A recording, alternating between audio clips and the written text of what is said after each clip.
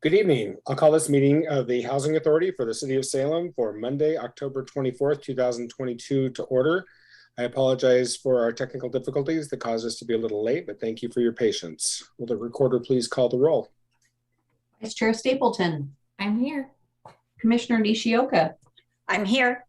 Commissioner Phillips. Here. Commissioner Leung. Here. Commissioner Gonzalez. Here. Commissioner Nordyke. Here. Commissioner Varney. Here. Chair Hoy. Here. And if you'll join me in the Pledge of Allegiance. I pledge allegiance to the flag of the United States of America and to the republic for which it stands, one nation under God, indivisible, with liberty and justice for all. Thank you. Vice Chair Stapleton, are there any additions or deletions to the agenda? Not tonight. Thank you. I see we have nobody signed up for public comment. Vice Chair Stapleton, the consent calendar. Yes, I move approval of the consent calendar. Second. Seconded by Councilor Phillips. Vice Chair Stapleton. Thank you. Yes, the consent calendar tonight consists of two items. 3.1A, which is the October 10th, 2022 draft Salem Housing Authority minutes, and 3.2A, the grant agreement between Salem Housing Authority and the Mid-Willamette Valley Community Action Agency. And that concludes our consent calendar. Thank you. Is there any discussion?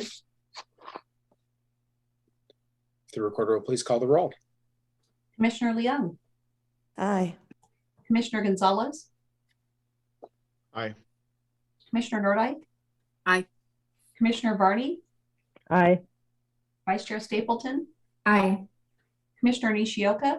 Aye. Commissioner Phillips. Aye. Chair Hoy. Aye. Motion passes.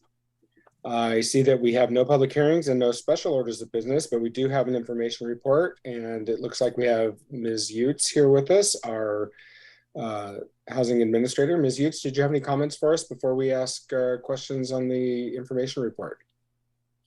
Good evening, I'm Nicole Utes. I'm the housing administrator for Salem Housing Authority.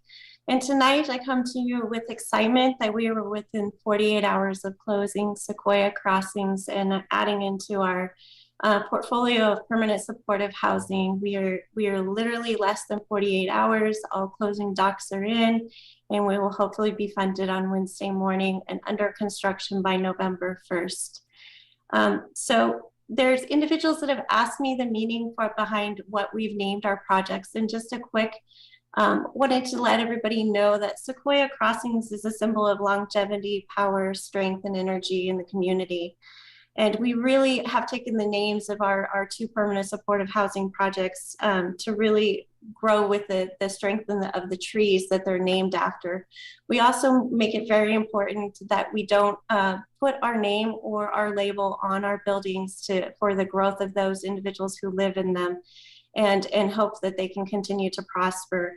But we're very excited to add this project on and bring 60 additional 1 and 2 bedrooms units for the chronically homeless here in Salem.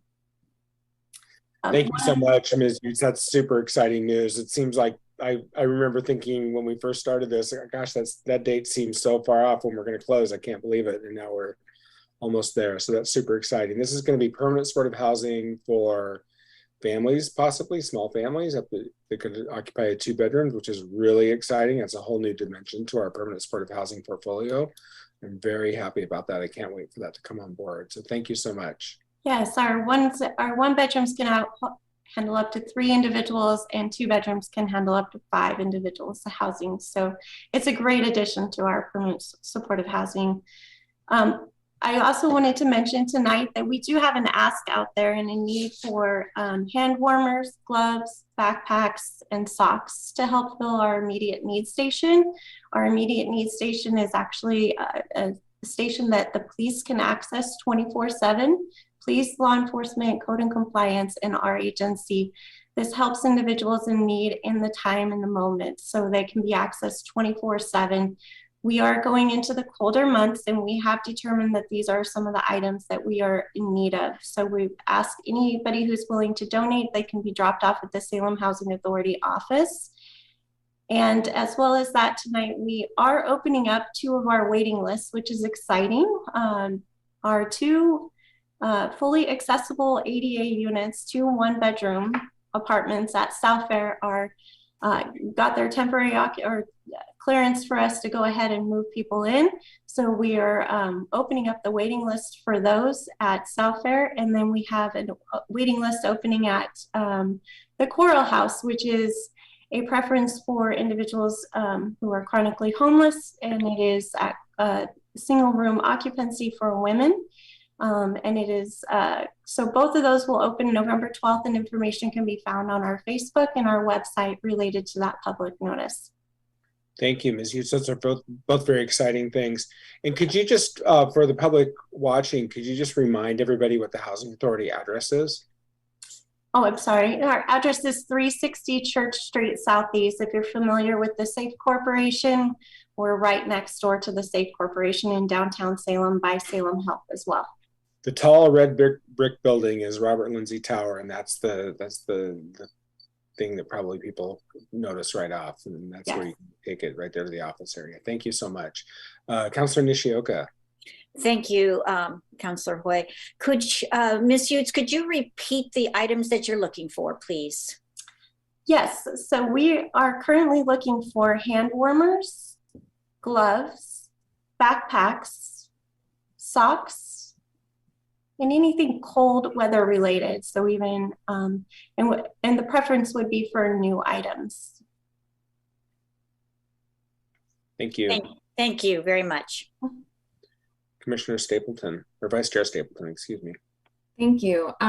Yes, Ms. Suits, could you give for the public just a general rundown on what moving to work is? I saw this update in the report. It is very exciting, but most likely the public is not aware of the moving to work program. And so I was wondering if you could just give a brief kind of rundown on what that is and how it connects to us here in Salem. Yes, so I'm Nicole Utes, Housing Administrator. I will be happy to explain moving to work. There is some information in the program management report, and I will tell you in the upcoming months, we'll be bringing more information and more resolutions and even presentations on the moving to work demonstration. But this will give us a greater flexibility with our agency to meet the needs of our community. In a demonstration for our clients as well, for them to be able to build asset building. So we will be helping them in providing additional funding for them in savings accounts so that they can build growth in their savings to be able to do a one-time assistance in meeting that car repair need, or potentially saving for going to school, or different needs that come up to help ensure that when there's an emergency in their household, they can fulfill that need and when the time comes up. But for us at this agency, many people don't know, but our agency is quite large. We have very many silos within our agency for our public housing, our Section 8 program, our FSS program, our capital fund program. Each of those comes with an individual pot of money that we're only able to use for that resource. The moving to work allows us greater ability to use those across our entire agency to meet the needs and potentially bring in new innovative and creative ideas that will help in real time in the community without, and it also loosens our regulatory requirements, including our inspections, our recertifications. So it'll allow our staff to have greater ability to keep up with the demand of the agency. You have to be I want to say high performing agency to be able to get this designation, but we're very proud to have received it, and we will be bringing more information on this in the future. Excellent. Thank you, Ms. Utes. That's really exciting. Are there any other questions for Ms. Utes? Commissioner Norek. Thank you so much, Chair. I'm very excited to hear more about this moving to work program. My question was, I wanted to have a better understanding of the grant agreement that we voted to approve tonight. I know that it specifically says that it's for emergency shelter housing, but can you unpack for us, Ms. Utes, what that means? Absolutely. So this is actually a pilot program that the Mid-Willamette Valley Community Action Arches and ourselves has been working together and bringing it forth to Oregon Housing and Community Services and have been approved for funding. And then this will be a pass-through grant from Arches to Salem Housing Authority. And we will hire then an outreach individual that will be working diligently with our code and compliance teams and anybody who is found in uninhabitable conditions, or we have projects that come out of affordability and we need to have some additional assistance in breaking down barriers and relocating individuals. Specifically, this pass-through will also assist in helping those families at the Cardinal Village that has been recently into the newspaper. So we will be sending a team out to see how we can break down barriers and get them into decent, safe, and affordable housing and get their belongings relocated for them when these unexpected expenses come up. Chair Hoy, can I ask a follow-up? Of course.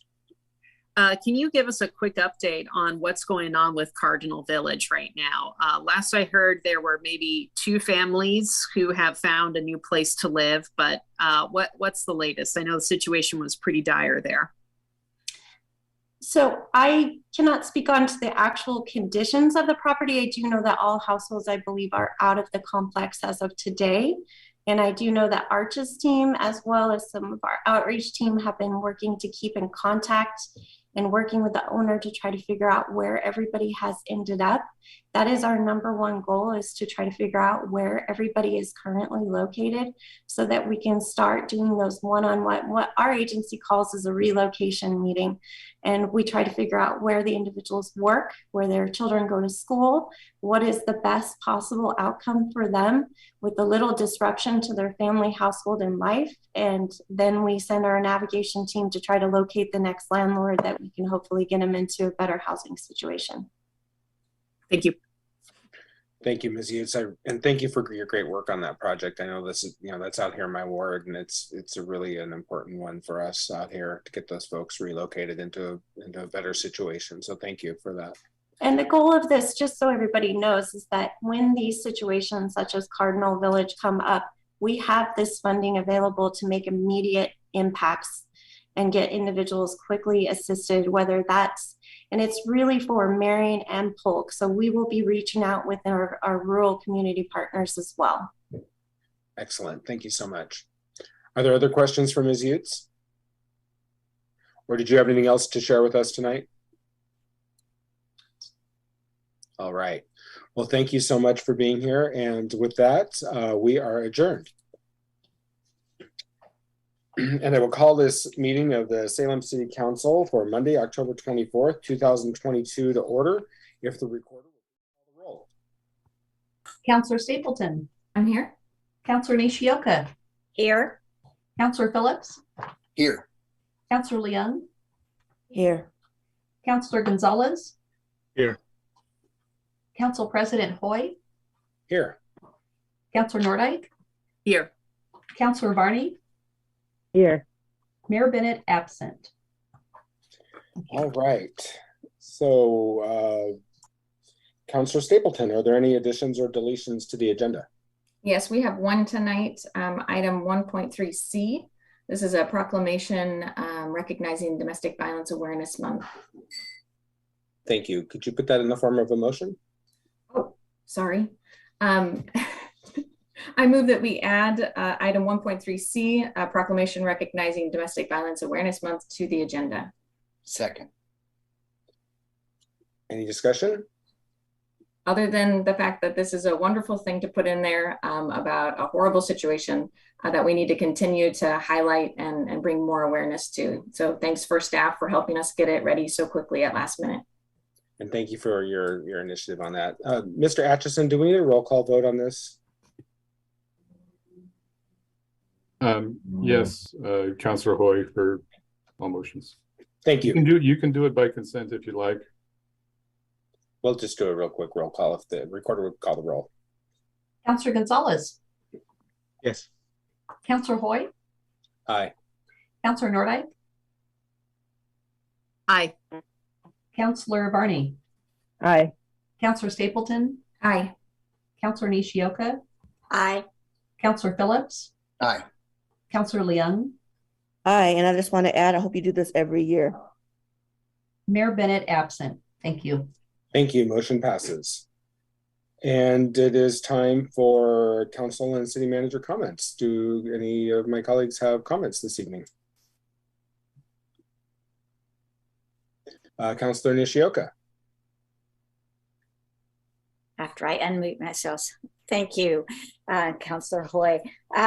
I just wanted to let everyone know that I have had some wonderful opportunities. I have gotten to visit the Marion Polk County Food Share Youth Farm, and that was really fun. It was fun to talk to the students that were there. And then I've also had the privilege of visiting the Jory Apartments, which are wonderful. It's a great project. And also with Councillor Nordyke, we went and visited St. Francis, which is a marvelous shelter for domestic violence. So it was appropriate for coming into this meeting. And then the last thing I wanted to share, I had a meeting with the Public Works engineers on a ditch that they're redoing. And this happened to be on October 20th. And I arrived at a little before 10, and I said my alarm was going to go off at 10:20 for shakeout. And so I said, all right, we're all going to get under the table when the alarm goes off. And they all cooperated, and we all got under the table. And I will tell you, I felt very safe. If anything happened, I was with three engineers. It was Ben, Troy, and Brian. So I appreciate them going with the shakeout with me. And that's it. Thank you. Excellent. Thank you, Counselor, and thank you for leading the staff under the desk. That's awesome. And I'm really glad to hear about 2 of your events that you attended. We're out here in East Salem. So welcome to the neighborhood. Thank you so much. Counselor Nordyke. Thank you so much, Council President. Greetings, one and all, and should I say happy Halloween, one and all. If our departed colleague, Councillor Anderson, were here, he would probably have a bow tie with jack-o'-lanterns on it. I don't have that, but I do have a scarf. So, excuse me. Of course, someone calls me right in the middle of my remarks, so my sincere apologies. So in terms of Halloween, I want to make sure that folks know about the Salem Police Department's dress rehearsal. This is a really great opportunity for kiddos and caregivers to learn how to be safe before they go out trick-or-treating. So on October 29th from 3 to 5 p.m. at the Salem Police Department Community Room, kiddos and their parents are invited to attend in costume to rehearse being safe for Halloween night.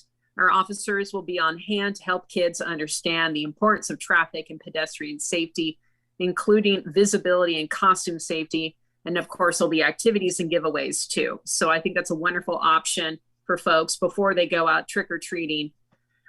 Next, I toured Safe Sleep United with Counselor Gonzalez. And I really appreciated Counselor Gonzalez accompanying me on that tour. One of the things that many people may not know about Safe Sleep United is, first of all, did you know it's a thing? This is one of our outstanding women-only shelters in town. Women make up a huge percentage of the homeless population in Salem. And what many may also not realize is that a substantial number of women who stay at the shelter struggle with mental illness. Others have physical disabilities. And they have had a number of women stay at their shelter in their 60s and 70s. They even had a recent guest who was 82 years old. So it's a really powerful reminder of the need to serve people in that age bracket and with disabilities. Next, Councillor Nishioka and I toured the St. Francis shelter, as Councillor Nishioka mentioned.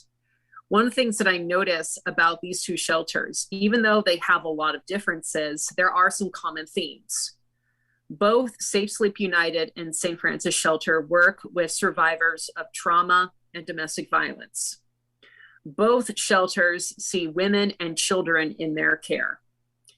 Both are beneficiaries of city financial support. We have voted to support tenant rental assistance and other projects at St. Francis. And our council also voted to direct $300,000 towards renovations to Safe Sleep United, so they can grow their footprint from having 19 beds to 40, which would be a huge game changer. And last but not least, both shelters help build self-sufficiency skills. At Safe Sleep, Linnell Wilcox told us how they help women apply for job opportunities. At St. Francis, they mentioned specifically that they teach a lot of women how to cook. Both of these places provide stabilization and compassion, and I really appreciate opportunities to shine a light on the good work of our community partners like St. Francis and Safe Sleep United. If you're curious about both of their missions, please go online, Google them, and support them if you can. I know a lot of shelters need and appreciate support, particularly around the holidays when it gets cold out. So there are always ways to give, and your support is greatly appreciated. Thank you. Thank you, Councilor Nordyke. Councilor Leon. Thank you. All right, so a few things, and Councilor Nordyke actually spoke about one of them, which I wanted to talk about too, was a Halloween dress rehearsal. If you have not been to it before, it is amazing and well-organized event. I'm not sure if the police department will have it this year, but in previous years, they have like this dark room.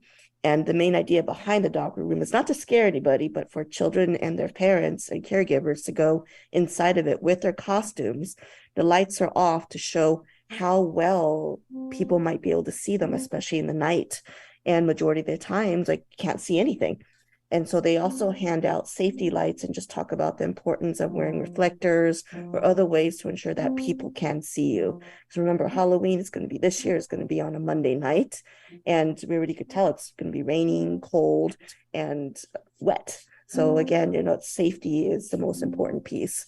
And a few other things just wanted to highlight really briefly is that there's some upcoming Halloween events leading up to Monday. Some of my favorites include like a Halloween bash. It's going to be at the Beehive at 1510 Fabry Street Road this Sunday from 1 to 3. And there's also different events that are happening throughout town. So like the Willamette Heritage Center, they are doing their drive-through trick-or-treat 12 to 4 on Sunday the 30th. But if you're planning on going, I recommend getting there a little bit earlier, because when we went, I think the year before last, the line was already way around the streets and around everywhere. So getting there early is important. There's several different opportunities and events like throughout the entire town, like local churches and also local organizations do things like this for members of our community. So it's a great way to have a little bit of safety and also kind of space out your day so you're not feeling like you only can go on one day to do Halloween shopping. Another thing I just wanted to announce, in case folks didn't know, is the YMCA, the new building has opened. So if you have not had a chance to take a look at it, I strongly advise it. I'm going later this week to get my actual tour, since I'm still a member there, and see all the upgrades. I know I hope to be able to post some pictures on social media so other people can see what's going on out there. And the last thing I wanted to mention is this Wednesday, and it's going to be the 33rd. So imagine that, the 33rd annual Salem Peace Lecture. This Wednesday, the 26th, starting at 7:30 p.m. at the Willamette University at the Hudson Hall. And it's also going to be online. And this year's topic is Back from the Nuclear Brink, Prescription for Survival. And so if folks are interested in learning more about that, you should be able to type in 33rd Annual Salem Peace Lecture and be able to join in person or virtually. Thank you. Thank you, Councilor Leon. Councilor Stapleton. Thank you, Council President. I wanted to say a couple of things that I got to do over this past month. One of them was attending the Humanity of Homelessness event that Church of the Park held and was hosted at the Ike Box. I went and was able to listen to 3 women who were experiencing homelessness and to hear their stories about their life before homelessness, what was the cause, and then what it's like now for them and their future plans. So it was really powerful. I know that they have these every once in a while. I would encourage people to go when they see that as an option. I also did, like Councilor Nishioka just said, we went on the farm tour together, and the city manager was able to come with us as well. So it was a great time. The three of us had a good time, and I really love everything that they're doing out there, especially their program that they have with refugees, where they give a plot of land to a local woman who is, I believe, from the Congo. And she is able to farm traditional vegetables there and then help teach folks who are refugees here from that location how to cultivate that and grow things here in this climate. So really just fascinating. All the different things that they're doing there is really wonderful. Me and Councilor Nishioka also went on a tour of the new Court Street project, which for those of you who don't know, they're going to be turning that from a one-way into a two-way for several blocks. And so please drive carefully, not only when there's construction workers out there doing the work, but also when we have that change in how we can get around our downtown, which so many of us are used to that one-way grid. Changing it to two ways is always a new adventure. So please slow down, drive carefully, and stay aware of your surroundings. I also just wanted to end kind of on a sad note, but I wanted to send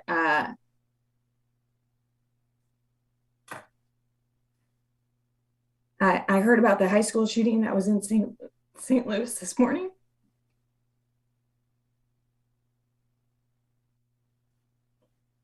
And I don't, I'm kind of out of words about how to respond to this. So, yeah, I guess just acknowledging that it happened and that it's really hard.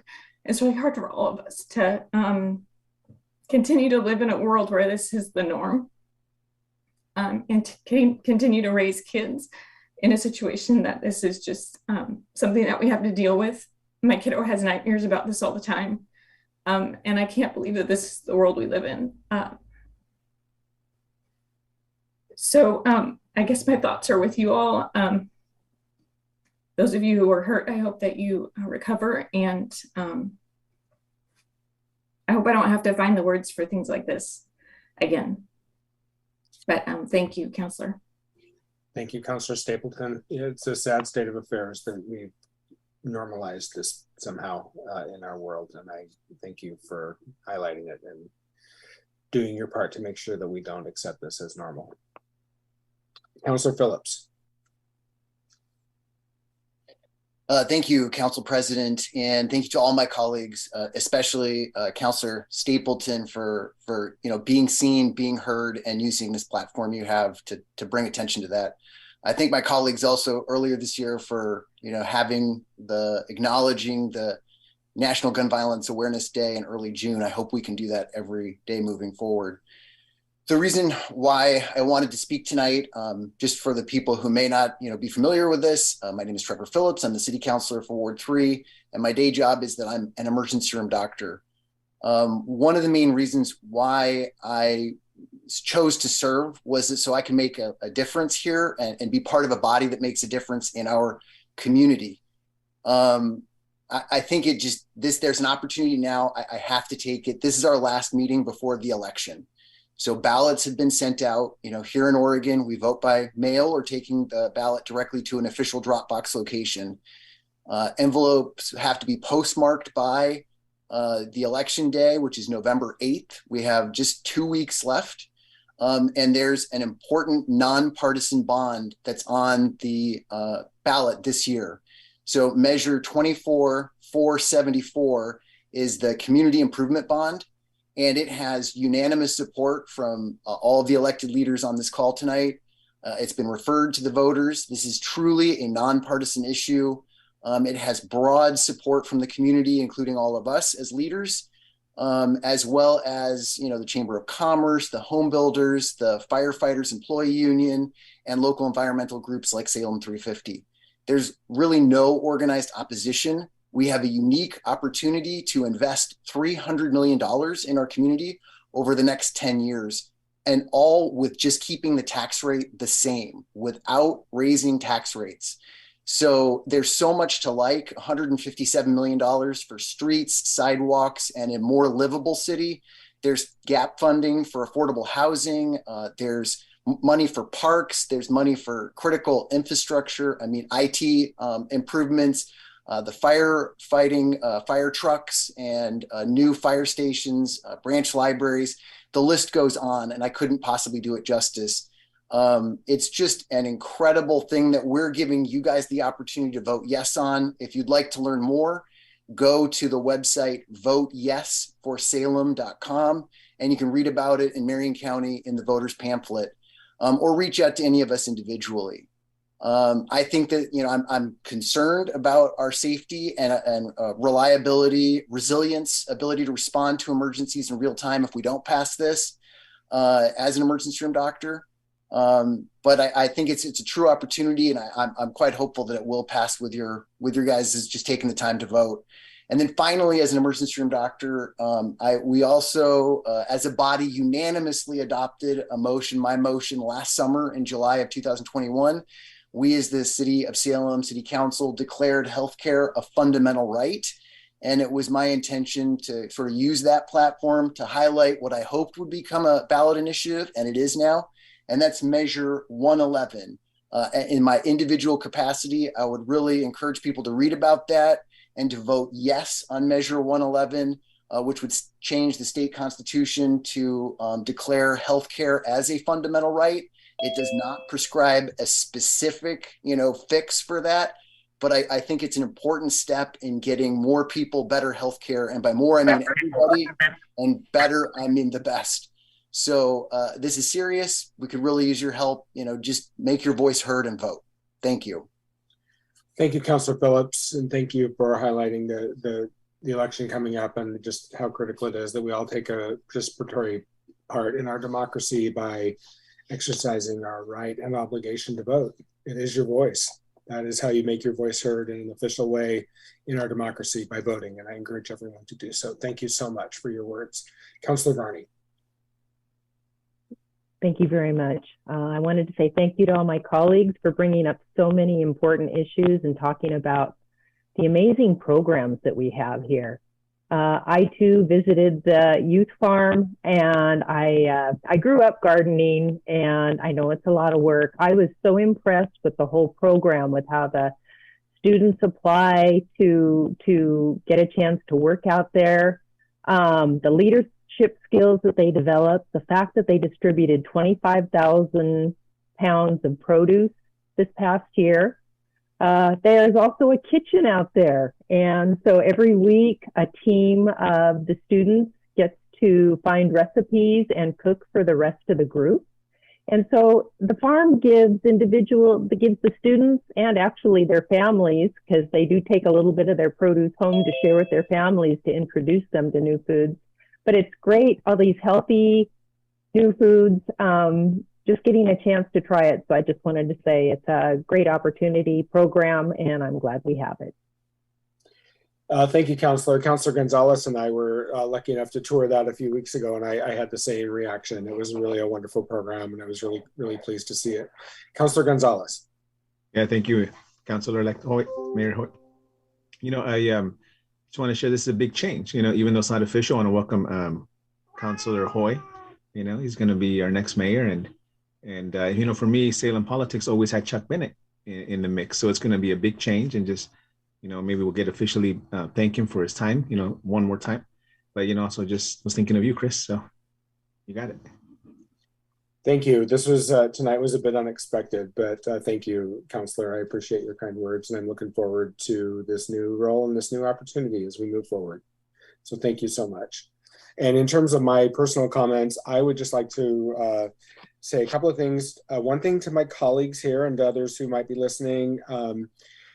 As your representative on the Homeless Alliance, the Mid-Willamette Valley Homeless Alliance, this year we are doing something a bit different with the point-in-time count. That had always been led by community action in the past, but we are, for a variety of really positive reasons, we are sort of taking that in-house to the Homeless Alliance, and the members of the board are taking a leadership role in getting that thing going this coming January. So I am asking all of you, I don't have the date yet, but I'm asking all of you to make the date a priority and to join me out in making our point in time count the best possible experience it can be, so we can get the best possible outcomes in terms of statistics and numbers. We're making a 2 county-wide effort. This is going to be in the entire Marion Polk region, and we're having we have a county commissioner from Marion County and a city councilor from Independence who are leading our charge. But we're all challenging our respective elected bodies to join us in getting out there and making this the best possible point in time count that we can. So I just put that on your radar screen. I'll be coming forward with more details in the coming weeks, but I wanted to just put that on your radar screens tonight. Also, in terms of a community event, I want to invite everybody out here to East Salem, to the East Salem Community Center this Saturday for Hispanic Heritage Month celebration. Enlace, which is a community organizing group, is spearheading a Hispanic Heritage Month celebration this Saturday from 3 p.m. to 8 p.m. at the East Salem Community Center at 1850 45th Avenue Northeast. It's a free event. There'll be lots of food, there'll be vendors, all sorts of really wonderful things. And it'll be just a great experience. I'll be reading our proclamation at 5 p.m. that day at the community center, and I encourage everyone to attend. It's going to be a really great event. And it's, as you all know, East Salem, Ward 6, my ward, is the majority of folks who live here are of Hispanic heritage, and this is a really important community celebration in my neighborhood. So I hope you'll all be able to come out and join us for at least part of it. It's from 3 to 8 this Saturday, so thank you. Mr. Staley, did you have comments for us this evening? No. All right. So with that, we will move on to proclamations, and we have 3 of them. So you're going to get to hear from me for a little bit. And first, I would like to call onto the screen Timothy Rosak and Alyssa Lockwood from Garton Services to receive the proclamation for National Disability Employment Awareness Month.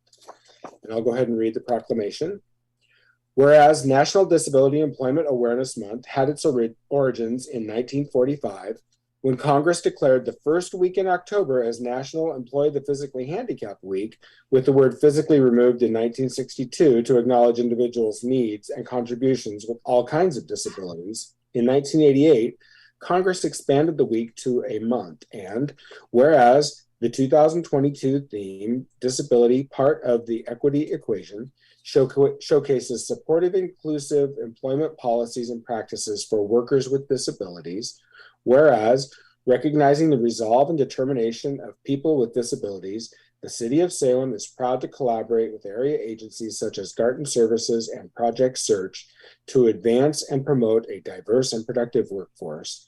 And whereas, by working with our community partners, the City of Salem is committed to opening its door to residents, including an innovative 9-month internship program for adults with intellectual and developmental disabilities. And now, therefore, I, Chuck Bennett, Mayor of the City of Salem, do hereby proclaim October 2022 as National Disability Employment Awareness Month and encourage all residents and businesses to participate in actively putting people with disabilities to work and recognizing their important contributions to our local economy.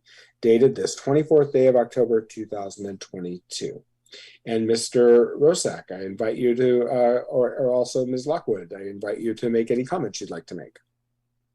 Thank you. I really appreciate that, Chair Hoy and City Council. I'm Tim Rochek. I'm the CEO at Garton, and Eliza Lockwood is here, and she is our professional awareness raiser. Eliza does a lot of great public relations in our community and spreads our mission. I don't think Eliza's going to talk tonight, but she can if she likes. I just wanted to start off and say that National Disability Employment Awareness Month is particularly meaningful for us at Garton as we've been providing employment and training opportunities for folks with disabilities since 1970. And yet, in spite of all the good work we're doing and the city's doing and a lot of other community partners are doing, this is a cause that still needs awareness raising. We're a long ways from solving it. People with disabilities still are unemployed at double the average rate for the entire population. So there's still some awareness needing to be raised, and we still have work to do. But I would like to thank the city for taking the time to acknowledge this. Given the magnitude of all the items you've already talked about, I appreciate the room that you've made for this in your agenda. And I'd also like to thank people in our community who have disabilities for their contribution to our workforce, to our economy, and to our culture. It is those individuals that make our culture and our community richer, and I want to acknowledge that contribution. But I'd also like to thank the community members who provide opportunities for people with disabilities through training programs and through jobs, and in particular, employers who hire folks with disabilities. You are giving people with disabilities more opportunities to show what they can do and to make contributions. And you're helping with a part of the mission at Garden that we're really kind of fond of. You're increasing our society's awareness of human potential. And I think there are a lot of folks that can make lots of contributions, and we need them all. I also want to acknowledge the city itself. The city of Salem is doing more than making proclamations.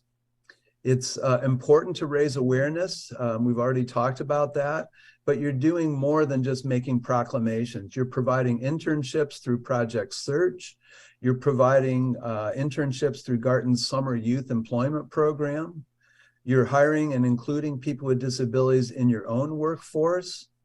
You're hiring vendors and contractors like Garton that employ and provide job opportunities and training opportunities for folks. Garton Mail and Print, Garton Recycling and Document Destruction, Garton Custodial and Landscape. All of those are vendors to the city that provide job opportunities for folks and help them advance in their careers. And I'd like to say that the city is walking the talk. You are creating that awareness more than through your proclamation by the way that you model including people in your workforce. And so I thank you for that. And we're very appreciative that you are taking this time to acknowledge the contribution folks with disabilities can make in our community. Thank you so much. Thank you for your kind words, and thank you for helping to highlight this really important issue. We really appreciate you being here tonight and helping us with this proclamation. So thank you very much. And we'll go to the next proclamation. This one, we don't have any individuals here to receive it. This is a proclamation in observance of Veterans Day, and I'm just going to take the privilege and call out my father, who has since passed, but he was a Korean War veteran, Purple Heart winner, and a recipient of the Bronze Star in the Korean War, and so for William Hoy. Whereas each year on November 11th, we pause to remember the men and women who have throughout history served bravely and selflessly in America's armed forces, preserving our strength and security as a nation. And whereas on Veterans Day, we commemorate the honorable legacy and sacrifices of our veterans, both those lost and those who are thankfully with us today. Whereas America has been blessed with an abundance of such men and women throughout its history who courageously battled in World Wars I and II, Korea, Vietnam, and the Middle East. And whereas on this Veterans Day, we salute their bravery and dedication to the defense of our democracy and the sovereignty of freedom-loving individuals around the world. And whereas the nation and the free world are eternally grateful for the contributions of American veterans, men and women, and to the advancement of the cause of world peace. And now, therefore, I, Chuck Bennett, Mayor of the City of Salem, do hereby call upon all residents to observe November 11th, 2022 as Veterans Day, and ask that the holiday be commemorated with appropriate ceremonies in honor of those who have served and are serving to preserve the principles of justice, freedom, and democracy. Dated this 24th day of October, 2022. All right, we have one more. And for this one, this is in honor of recognizing Domestic Violence Awareness Month. We have Jane Downing, the Executive Director of the Center of Hope and Safety. And we also have Salem Police Chief Trevor Womack here to receive this. Whereas the people of the city of Salem believe that all people shall be treated with dignity and respect, and recognize the impact of domestic violence extends beyond individuals, reaching into families and communities. And whereas community support for domestic violence prevention and victim support services saves lives and creates safety and hope for survivors. And whereas the city of Salem, through the District Attorney's Office, Salem Police Department, the Domestic Violence Council, and victim advocacy agencies provide significant resources for investigation, prosecution, prevention, education, and victim support services. And whereas Marion County in previous years has experienced up to 4 domestic violence homicide crimes resulting in the deaths of 5 victims. And whereas the Salem Police Department's domestic violence response team supported 438 victims of domestic violence, sexual assault, and stalking with services provided approximately 30 911 emergency cell phones, and sheltered 18 victims in temporary hotel stays for a combined total of 40 nights. And whereas the Center for Hope and Safety received 39,420 contacts to their program last year, provided 9,519 nights of shelter, and saw a 144% increase in the number of those sheltered with the opening of the Mosaic shelter. And whereas we know that we can make a difference by speaking up and reaching out to help victims and survivors. And now, therefore, I, Chuck Bennett, Mayor of the City of Salem, do hereby proclaim October 2022 as Domestic Violence Awareness Month, and resolve to honor those who have died and acknowledge those who have survived by supporting meaningful services that create safety and hope for people needing help in our community. Dated this 24th day of October 2022. And we have, like I said, we have Jane Downing from the Center of Hope and Safety. I'll invite her to make any comments she would like to make. Thank you, Council President Hoy, and City Council members. Appreciate the opportunity so much for you to do this proclamation and bring to mind. This council, of all the ones over many years, has definitely brought this to the forefront, and we're so grateful for that, and grateful for all the support that we've received from the city to provide services to victims and survivors of domestic violence, their children, their family members. This certainly is a huge issue in our community, and we could not do what we do without folks who help us. And so we are incredibly grateful, and I'm grateful for the folks that have come over and visited the Mosaic shelter, and invite any of you that have not had that chance to come over and see what we're doing. And then, you know, we are getting really excited about finally being able to build some permanent housing for survivors in Hope Plaza, and appreciate all the support for that also. So thank you. We are really grateful to have a wonderful partnership with all of you. Thank you, Jane. Councilor Stapleton. Thank you so much. I think it was last year or a year before when we did this, I was asking you to speak a little bit about what domestic violence all entails. And I think that this is really important part, because we say domestic violence, but it is so much more than just the physical assault or the sexual assault of the victim. And so I wanted to just take a moment to say that, you know, it also includes economic withholding of funds or isolation, psychological abuse, stalking, which we mentioned earlier, threats of violence to kids, pets, and property. So it is really wide ranging on what happens in these situations, and how domestic violence can come about. And so I want to encourage anybody who maybe some of these words struck a chord with you to go online or go to Center for Hope and Safety's website. I know there's so much information out there about what exactly it is. And if you are questioning at all the relationship that you're in, or you just have questions even for others, to really research this and understand it better, not only for yourself, but maybe others, or just to be a participant in our society, because this is a huge issue across the world. But we want to focus here on Salem tonight. And so, Jane, thank you so much for all you are doing. I took that tour and I've seen what the city of Salem is doing to help you. I couldn't be more proud of the investments that we've made, this council has made in your programs, because I believe that they are helping people and will continue to help people as we move forward. So thank you for that. And maybe, I don't know if you have anything else to add after that, if I missed anything. I really appreciate your words, Councillor Stapleton. You're exactly right. It is very broad, emotional abuse, psychological, all of those different things. And we are here to help individuals who are going through any of those. It doesn't have to be physical to get services and support from us. And many of the programs you highlighted tonight, we work really closely with. We provide a lot of training out in the community for businesses and community partners. It's an important part to understand what the dynamics are, and so to be able to reach out and get help. So thank you for highlighting that. Really appreciate it. Thank you. Councilor Leon. Thank you. Jane, first and foremost, thank you for joining us tonight and being able to accept the proclamation, and also Councillor Stapleton for spearheading to be able to actually get this in today's council meeting before the month of November. And I've shared this repeatedly in council meetings, and I'm going to repeat it again. As a survivor of violence myself, I understand the intricacies that is involved with being a survivor of violence, especially when it comes to domestic violence. And as has been repeated, said, it's more than just physical, it's more than just verbal. There's also scars that you'll never see that take forever if they ever heal at all.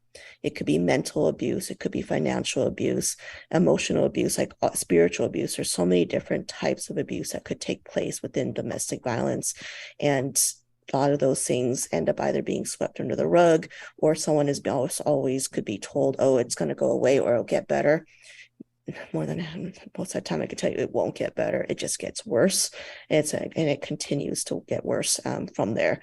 And so the fact that, we not only have this proclamation in place, but the city is being very active in addressing violence, especially for not only men and for young girls and for women in general, but for anybody, but recognizing domestic violence could take place no matter who the person is.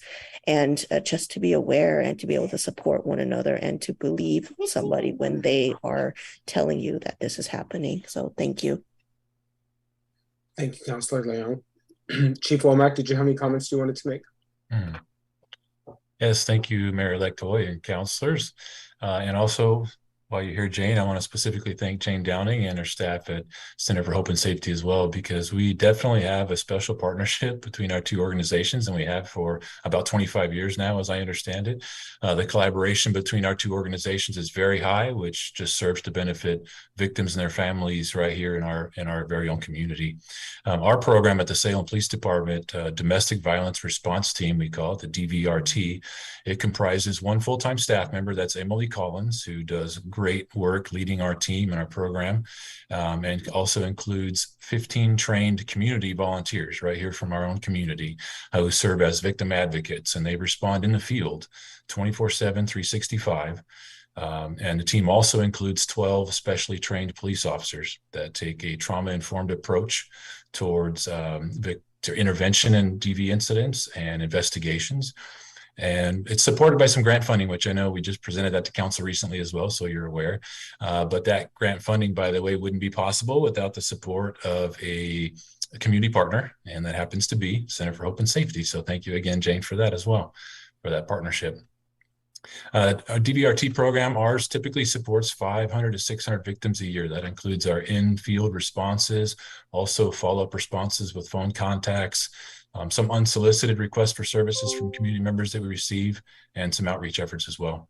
And as was mentioned in the proclamation, we provide cell phones, for example. There's times when victims, for example, in the middle of the night, in an unplanned situation, have to leave their primary residence, and we have to make sure that they have good means of communications in case there's an emergency. So we're able to provide them with a cell phone. We're also able to provide temporary hotel stays to fill that gap between the day of an occurrence and when they're able to connect with more longer term services for housing. And so we provide temporary hotel stays as well for our victims and their families. And then we stay engaged with the families throughout the process. So we help them navigate the criminal justice system, which can be confusing and complicated at times. We want to make sure that's not the case for victims, and continue to connect them with other service providers in our community as well. So we're very proud of the work. We're very proud of the partnership that we have, the partnerships that we have. And we appreciate this recognition by council tonight through this proclamation. So thank you very much. Thank you, Chief. Thank you very much. And thank you both for being here.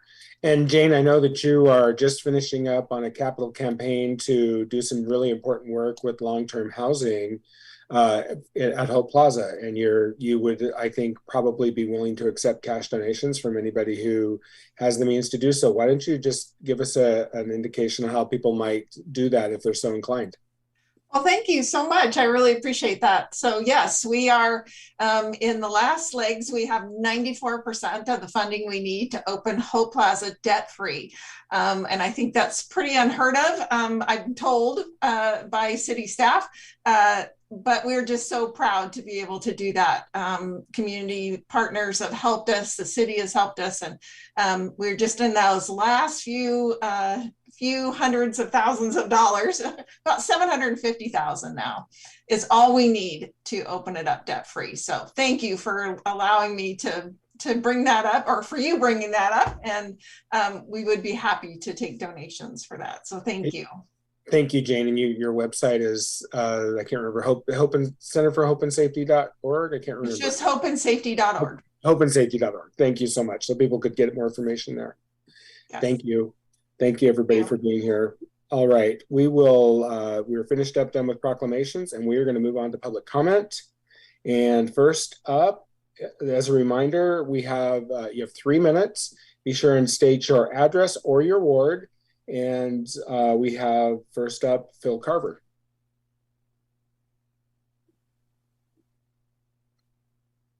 Phil, are you here?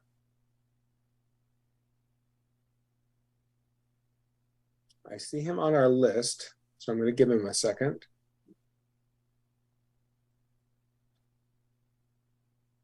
Phil Carver, are you available? Okay. Yeah, yes, I'm available. Sorry. Just in the nick of time. I was on the wrong screen. No worries. Go ahead, Phil. There. Sorry, wrong screen. I'm Phil Carver. I am at 1007 Newport Road, Southeast, Salem, 97306, and I represent 350salem.org. And I'm here to comment on agenda item 6E 22-493, the airport cost estimates. And there's 3 things that I think are broken in this concept. I realize it's just an information item, and I hope it stays an information item. But I think it would be a gross mistake to commit any general fund monies to the airport commercial service expansions and capital investments at this time. One, there is no airline that has signed up to do this. And there have been informal discussions, and they were talked about at the last meeting, to have that an airline is interested, but they're only interested if all the work can be completed by May. Well, that's impossible. And the timeline in the information packet on October 10th is still in effect. It's late 2023 before any of these improvements can be completed. And this airline is unnamed.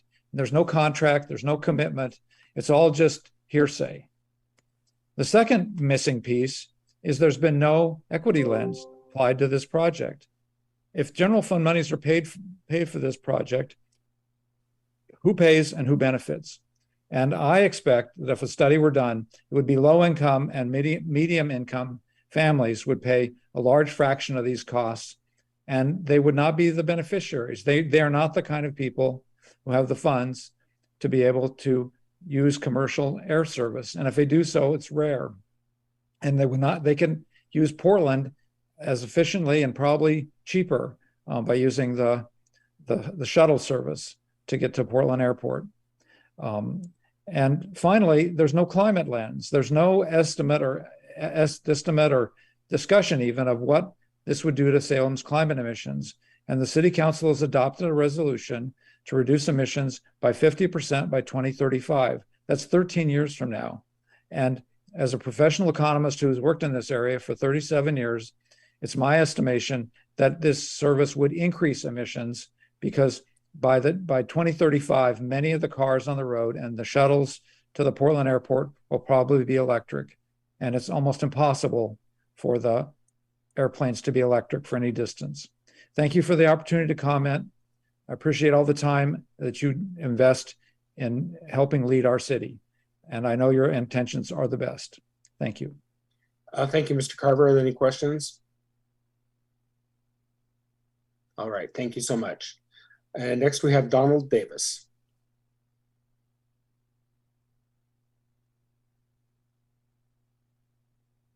I'm sorry, Mr. Davis, we can't hear you. Can you hear me now? Yes. Okay. Hello, my name is Donald Davis. I'm from Ward 8. I'm here to also speak about the airport proposal. I would recommend caution about progressing any further with this plan, particularly with the equity lens and general fund dollars that would have to be utilized in order to start this, because again, it does typically general fund dollars do come from property taxes and such that are paid either through rent or through medium to lower income people's housing costs.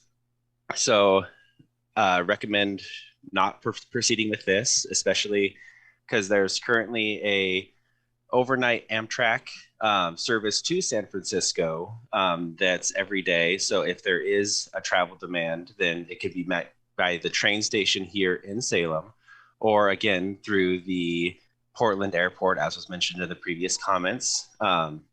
I do recommend that if we are looking to increase tourism in the Salem area, that we look at partnering with Amtrak Vacations to provide vacation packages to Salem, particularly with the new hotels and stuff that are going in. It could be a good way to increase the economics and tourism without increasing admissions. And so I would highly recommend that if we are looking at travel, increasing travel, that we focus more on our trains and buses that we already have servicing Salem. Thank you. Thank you for your testimony. Are there any questions for Mr. Davis? All right, thank you, sir, for coming down. Next we have Tom Hoffert.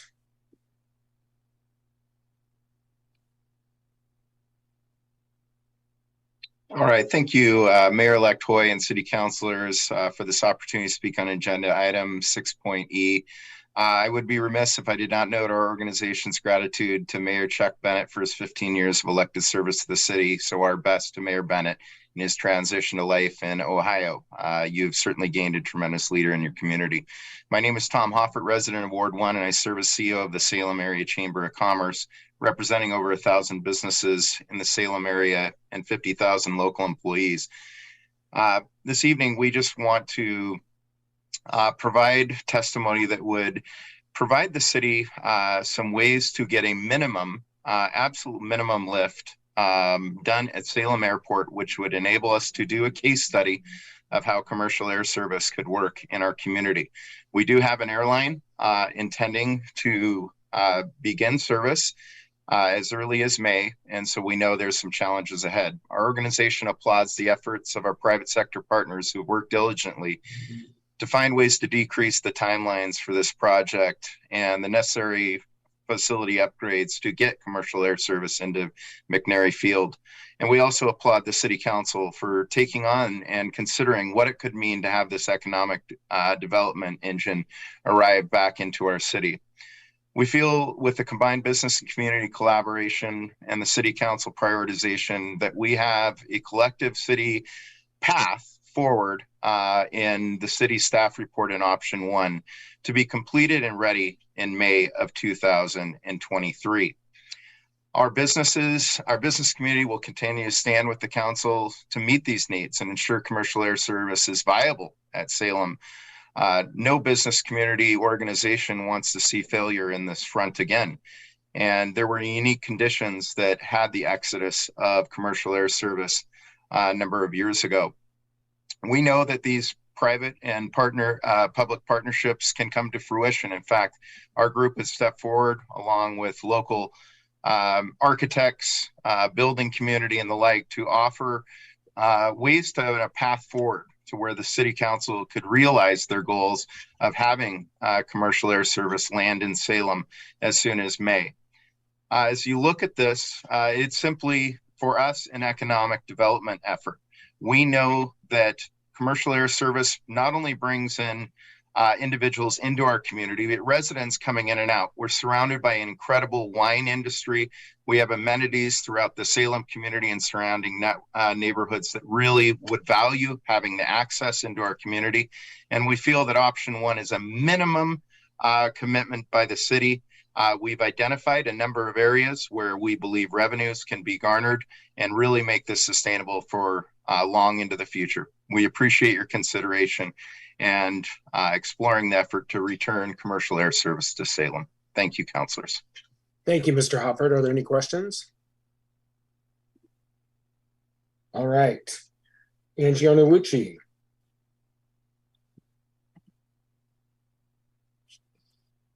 Good evening, Mayor-elect Hoy and councilors. Thank you for having me here tonight. My name is Angie Onowuchi, President and CEO of Travel Salem. Travel Salem is the fiscal agent for the matching private sector funds for the $850,000 SCASD federal grant for returning commercial air service to the Salem Airport. I'm delighted to report we are only $30,000 away from our $350,000 goal, with commitments coming in daily. These funds will combine to provide a $1.2 million market revenue guarantee for the target airline to ensure their success for the first 2 years. Consider this obligation fulfilled, and we stand ready. I just came back from Takeoff, the airline recruitment conference, where we were only able to meet with 6 airlines. Our consultant, Jack Penning, was there and said that more than half of his 80 accounts are shedding service or canceling altogether. His words directly were, it was a bloodbath. No one is in our position. No one has the opportunity that we have within our grasp at this very moment. We have 7 months, November to May, to do minor updates to the terminal to accommodate TSA and ADA bathrooms with minimal costs. And you have a community ready to step up and make it happen to assist the city. I urge council to lead from a position of strength this evening and approve option 1 and provide a directive to staff to prepare the terminal for May 1 service. There is no legitimate barrier to getting this done by May. I love sports, and one of my favorite basketball analogies fits this situation. You miss all the shots you don't take. Well, this is a Steph Curry half-court shot, nothing but net. Easy to judge and say it will never happen. It can't be done, but he believes and he takes the shot. Let's take our shot. But this is no half-court shot. This is an easy shot. We're under the basket and it's an easy, smooth lay-in. I am not an air service expert, but I've become very familiar with the ecosystem. And this is an unprecedented opportunity for Salem with extreme urgency. Please push forward and get this moving. Redmond, for instance, is spending $100 million on phase 1 of their terminal upgrades. All $100 million is generated by aviation activity in Redmond. Other communities have built entire terminals in 9 months for $4 million, and they did so because they saw the value and made it happen. Please give our community a chance and let's pull all the stops out and deliver by May 1. We can do this. What we stand to gain far outreaches the minor challenges we face today. The positive impacts of service from a ULCC, which is an ultra low cost carrier, means we get flights to our top destinations, the LA Basin, Vegas, San Francisco, and Phoenix with this one carrier. Cost-effective fares that create access for all of our neighbors. Salem's Hispanic and Latinx population travels to see family in Southern California, and they also host visiting friends and family who come to Salem. I realize that I'm out of time. Counselors, I was going to mention a couple more things if I could have 20 more seconds. Otherwise, I'm happy to yield the floor. Sorry, Ms. Onowuchi, your time has expired. Okay, thank you. I might have been inclined to extend it, except that whole Steph Curry thing. I mean, you've got Damian Lillard, and you're talking about the Golden State Warriors. Yeah. Counselor Phillips. I respect the basketball analogy to the most. This might be my favorite moment on City Council. Dame's great. I'm a Blazer, but Steph Curry did change the game. Regardless. Angie, did you have anything more to say on the specific topic of which demographic, who in our neighbors would be utilizing this service? I found that interesting. Yes, thank you so much. I apologize. Tried to speak as fast as I could. Yeah, I was specifically speaking about equity, really, and social responsibility that I think we have as a community to ensure access. And Salem's Hispanic and Latinx population, we have a significant group of those folks here that are a vibrant part of our community. And the service would provide low-cost options to connect them with their residents and their families. It would also have inbound economic impact with their family and friends coming up here to visit us. There's also a positive contribution toward environmental responsibility and the climate action plan that the council is passionate about, and we as a community are passionate about. Commercial air service will remove 100,000 cars conservatively off the road per year. Of those, folks traveling up to Portland to fly out of Portland. The carriers are going to use new aircraft that are designed to reduce emissions and have greater fuel efficiency, burning 30% less fuel due to new technology. The Salem Airport will have among the first electric aircraft charging stations in Oregon. And I can tell you that United Airlines has ordered 100 electric aircraft due by 2026. The airline industry is really leading the front in terms of environmental sustainability. They understand that consumers want that responsibility from them, and consumers are holding them accountable. They will deliver.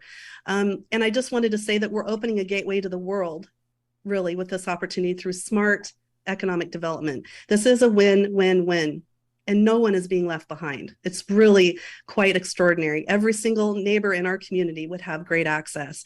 I love this community, and it's been an honor to work on this project.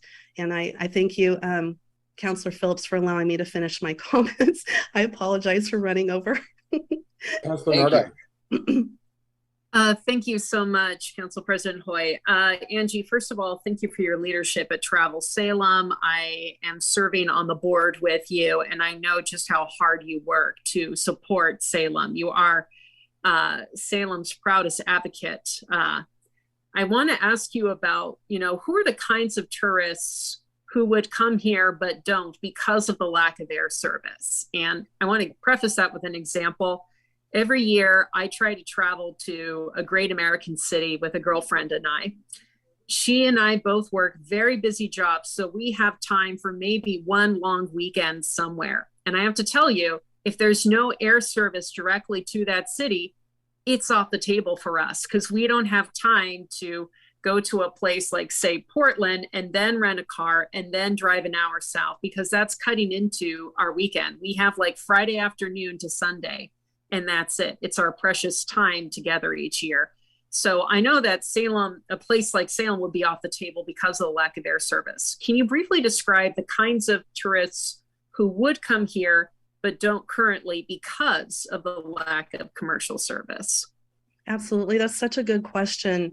Salem is a very unique destination. Many destinations across the country kind of are a one-trick pony. They might have a large resort or something that really drives all their economic impact from that engine. But we have leisure, corporate, group, sports, all kinds of business that comes in here.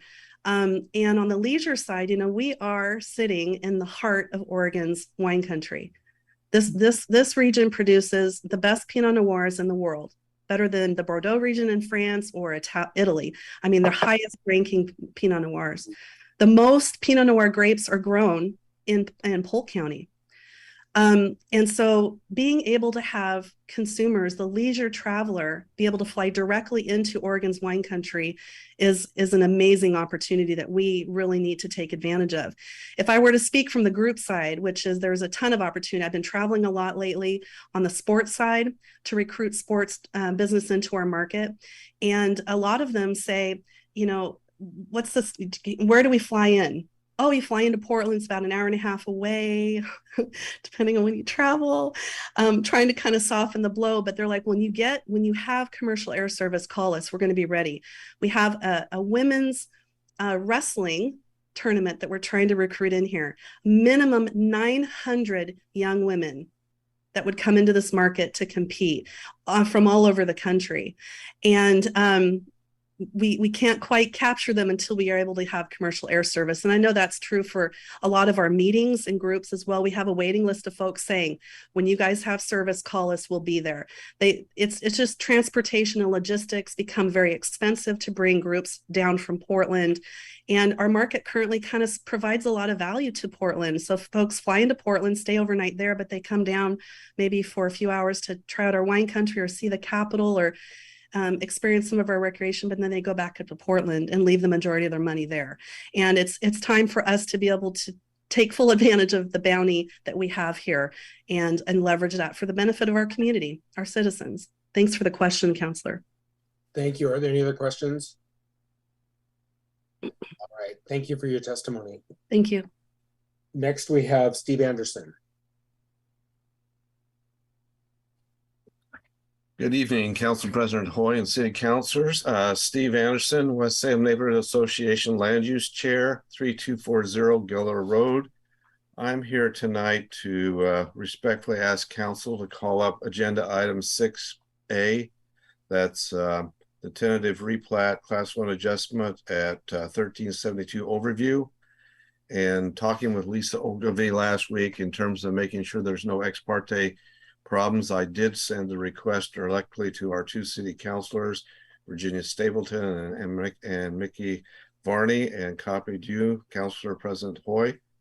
And so if that's the case, this probably needs to go into the record. The issue here primarily is that this proposal takes place in a landslide area in West Salem, and to ensure the safety of our residents in Ward 1, it's our assertion as a neighborhood association that this should be brought up by council to have a public hearing and then deal with the merits of the issue. And that's all I have tonight for you. Thank you very much, President. Thank you, Mr. Anderson. Are you aware that the neighborhood association gets a free appeal to the Planning Commission on these types of issues? I am, sir. Okay. I think that there's issues in this case that need to be heard by City Council, because they go out to some other issues in terms of policy and actions. That is why we, as a neighborhood association, want to ask council to hear this one, and not burden council, because we know your time is precious, but we believe that this one is better heard before council. Thank you. Are there any other questions for Mr. Anderson? All right. Thank you for your testimony. Thank you. Alan Rasmussen. Good evening, Mayor-elect Hoy and Salem City Council. For the record, my name is Alan Rasmussen of Modern Building Systems, 9493 Porter Road, Almsville, Oregon, 97325. I am also the president-elect of the Salem Chamber of Commerce, and I'm also the land use chair for the Simca Neighborhood Association. I want to thank you for allowing me time tonight to discuss agenda item 6E this evening regarding the Salem Airport. I have had the pleasure to work with the city staff and the city consultants the past 2 weeks, and I appreciate them allowing me to be part of the process and contribute where I can. The staff has put together a fairly conservative plan of design for 2 options of the Salem Airport to operate commercial air service, as you know, per the staff report. My comments tonight are going to be fairly quick, simple, and to the point. At this juncture of commercial air service coming to Salem, time is of the essence. I respectfully urge the council to direct a different approach with directives and goals that I believe are reasonable and achievable. And I believe your consultants would also deem as a potential viable alternative option to the work, as I understand in some of my conceptual discussions with them. From a contractor perspective, option 1, the design needs and construction scope is really simple, minor tenant improvements. And as a contractor that produces speed, the timeline is not impossible, as earlier public comments tried to insinuate. The plan and expectation should be strategizing to work concurrent inside this option, conducting both the design and light construction work, as well as completing the process with TSA and FAA. Those agencies that are key to this process have been, and from my understanding, have had many preliminary discussions and analysis of the situation at SLE and are ready to act. We urge a council motion to direct staff to immediately move forward at a minimum with option 1, directing the team to strategize for concurrent work and complete the process and construction of the work by May 1. I urge the councilors to inquire and request our consultants their thoughts of this concept. The date is vital to successfully bringing commercial air service to town, as we stressed last council meeting by airline consultants and again tonight, and a modified plan of work is needed. I want to say thank you for allowing me this time and have a good evening. Thank you, Mr. Rasmussen, for your testimony. Are there any questions? Councilor Nordyke. Thank you, Mr. Rasmussen. I don't think you and I have met before, but I appreciate you coming to council, and congratulations your upcoming position. Is the chamber willing to work with city staff to help identify contractors or others who can help us get this done by May? The Salem Chamber and its membership is ready. We spoke to a lot of them in the last weeks, to be ready to collaborate on this. My company is a chamber member. I will actually have staff on site at the airport tomorrow morning at 8:30 to meet with airport staff to look at the electrical infrastructure that's there and see its capacity for adding additional square footage or the needed TSA equipment, the wave limiter machine and the x-ray machine. I've already had my structural engineering staff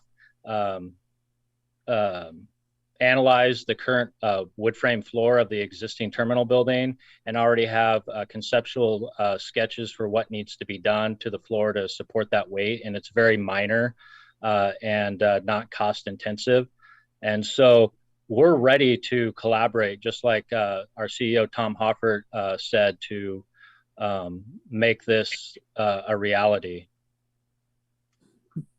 And Council President Hoy, may I ask a follow-up? Thank you.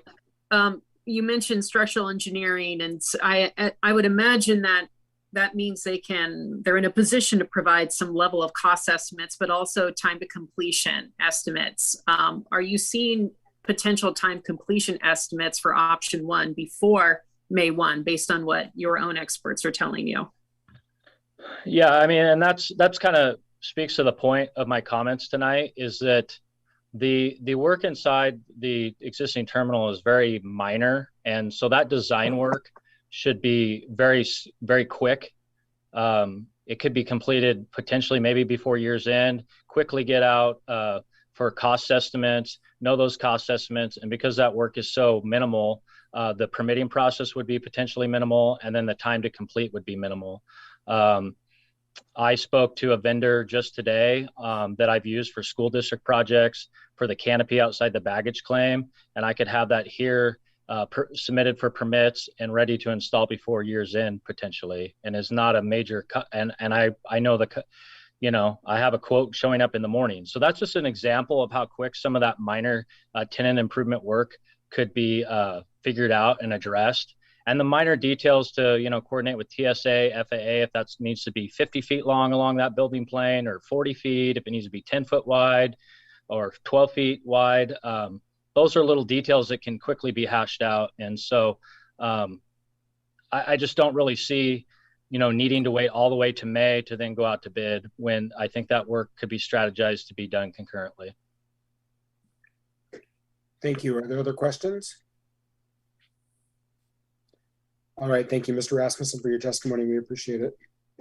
Next up is Scott Snyder.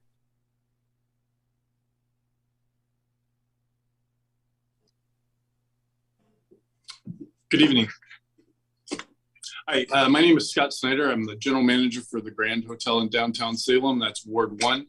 I had submitted written testimony for the October 10th meeting after I realized that I didn't understand what the process was for being able to give video testimony, but hopefully you got those talking points that I had shared. My intent is not to repeat that information tonight, but I do want to take a moment just to reiterate my level of expertise as a representative of the hospitality industry. I've had the privilege of managing the Grand Hotel for the entire 18 years that it's been open. I've worked for Vips Industries, which is our parent company, for 30 years. Primarily in Salem. I can assure you that Salem hotels are currently experiencing a vacuum on Thursdays every week. There are business travelers that are coming to Salem to do work at institutions here in Salem, for the government, for the hospital, for private businesses. And because they have to catch an early flight on Fridays, they leave Salem on Thursday night to stay at a Portland hotel, to eat at a Portland restaurant, maybe to go to a show, that type of thing. They also sometimes will stay in Portland on Sunday night before they get here and not check in until Monday to begin their work week in Salem. So they drive down first thing in the morning, go to work, then check into the hotel afterwards. I urge that if we were to be able to have local air, these people that tend to be booking or leaving a day early or coming in a day later would have the time to enjoy many of the things that happen in Salem, such as a show at the Elsinore, symphony at the Willamette University. There's so many things that are rich and valuable in our community. I had a conversation recently with the management staff at CFC, that's the football club on Cordon Road. And they were sharing with me the improvements that they've made to their facility. They are one of 4 privately owned fields that has FIFA approved turf. Portland, where the Timbers play, is publicly owned. It is not privately owned. They would have the opportunity on a publicly or a privately owned property to be able to host national tournaments, bring professional quality athletes to Salem and be able to participate here in Salem with tournaments and such. One of the criteria that needs to be fulfilled for that to happen is to have an airport within 30 miles of their facility.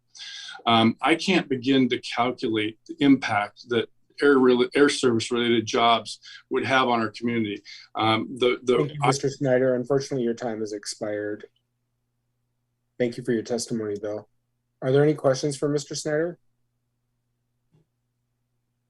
All right. Well, thank you for your comments, and we did get your written material. I appreciate submitting that as well. So thank you. Thank you. And without objection, I am going to call forward Mr. E.M. Easterly. He's signed up under item number 8, items not currently on our agenda, but I would like to allow him to speak at this time so he doesn't have to wait through the entire meeting. Mr. Easterly, go ahead. Thank you, Mayor-elect Hoy, members of the council. I'm here this evening from Ward 8, representing the West Salem Neighborhood Association at the request of our chairman, Michael Freitas. The West Salem Neighborhood Association on October 5th at that meeting endorsed the Salem Community Infrastructure Bond. First, the adopted motion explained that the proposed bonds will be issued over the next decade as current bonds expired, and highlighted just a few of the detailed projects that were summarized by Councilor Phillips. Those included the improvement of the West Salem parks and transportation infrastructure, as well as replacing the aging fire engines.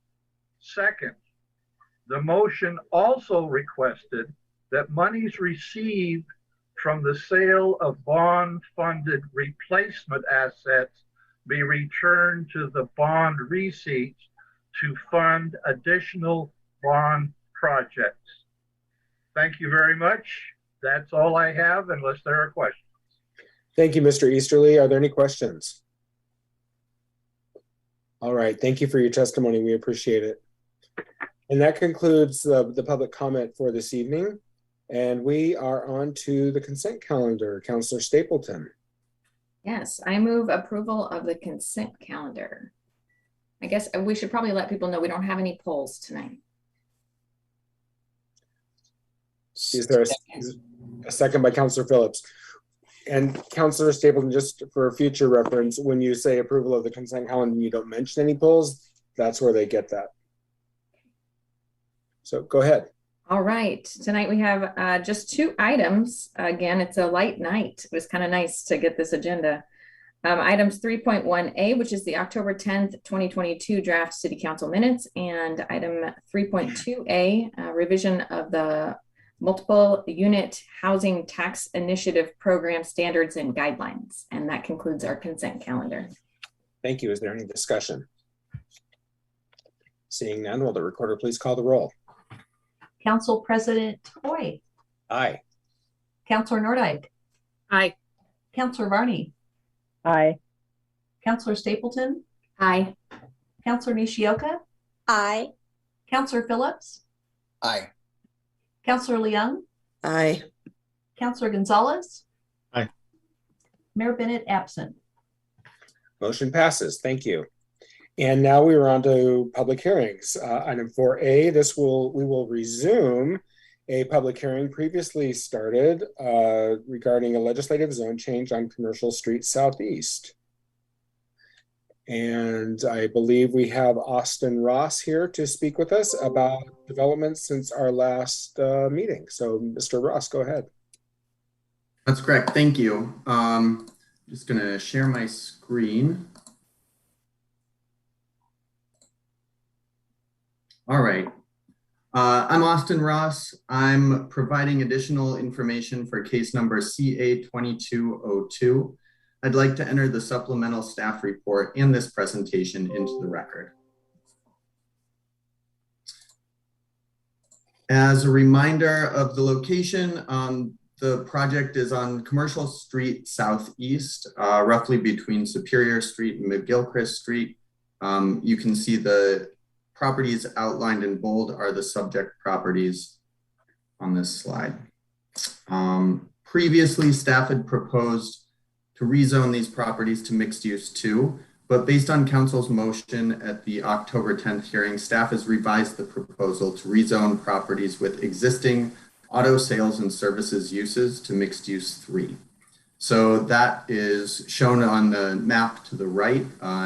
The purple properties are that mixed use 3. As a reminder, currently we are not proposing to remove any of the existing overlay zones. Testimony was received during the previous hearing from property owners who would be affected by the proposed zone change, and they had requested that mixed use 3 zoning on those properties with automobile sales and services. We also received written testimony prior to the October 10th hearing from the Salem Area Chamber of Commerce, requesting the same mixed use 3 zoning for existing auto sales and services. And we received a written comment from the Scan neighborhood in support of mixed use 2.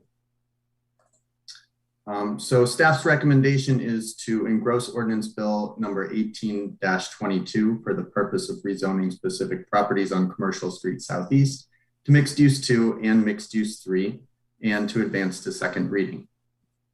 That concludes my presentation. I'm available for questions. Thank you, Austin. And I see that we have nobody signed up for public comment on this continued hearing. So are there questions for staff?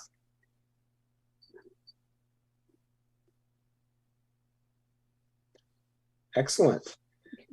So seeing no questions, I think that we can conclude that staff hit the mark based on our previous motion. So nicely done, Mr. Austin.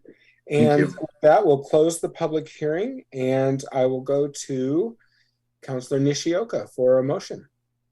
Thank you, Chair Hoy. I would like to move that we engross ordinance bill number 18-22 for the purpose of rezoning specific properties on Commercial Street Southeast to MU2 and MU3 and advance to second reading. Second. Thank you. We have a motion from Councilor Nishioka and a second from Councilor Stapleton. Is there further discussion? Just to clarify for the record, I did not second. It was both Nordyke and Varney at the same time. So you get to choose, I guess, who gets that. I apologize. I thought that was Councilor Stapleton's voice. I heard the other voice before Councilor Varney, so it's Councilor Nordyke on the second. Thank you for the clarification. Is there any further discussion? If the recorder will please call the roll. Councilor Nordyke. Aye. Councilor Varney. Aye. Councilor Stapleton. Aye. Councilor Nishioka. Aye. Counselor Phillips. Aye. Counselor Leung. Aye. Counselor Gonzalez. Aye. Council President Hoy. Aye. Mayor Bennett absent.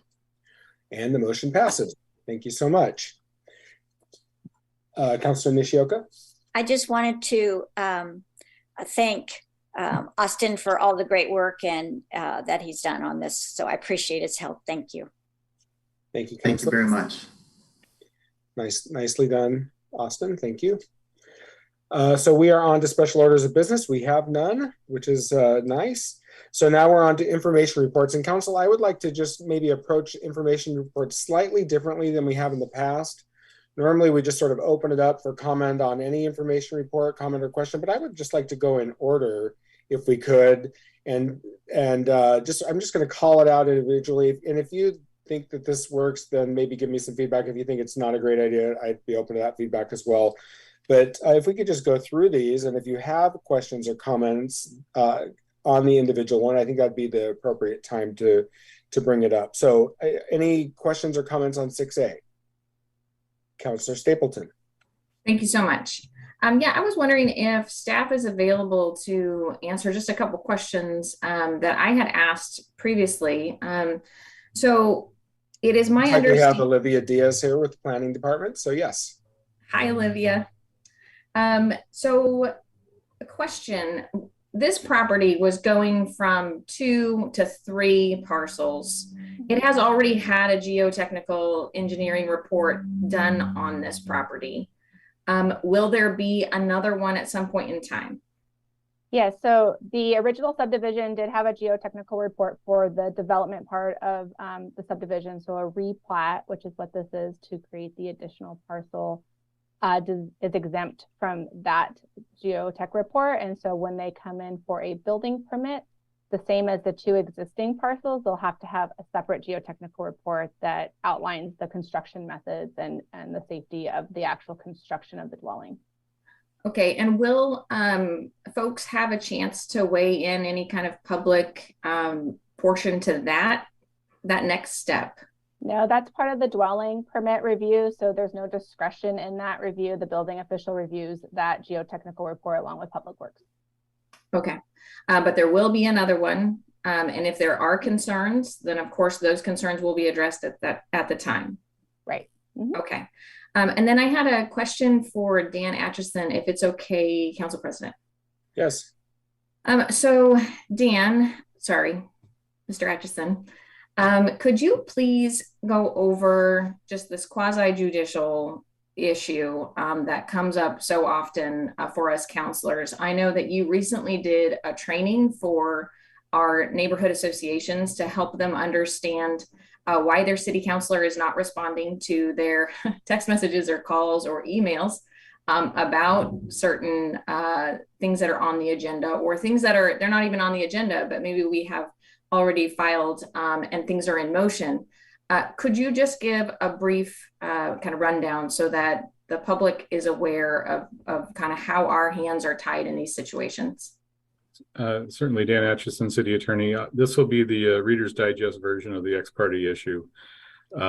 Essentially, when there is a land use application, so you got a property owner and a developer who are applying for a land use that needs an approval, the state law and our code provide that the decision makers for that decision cannot have conversations with members of the public that occur outside of a public hearing regarding the substance of the issue.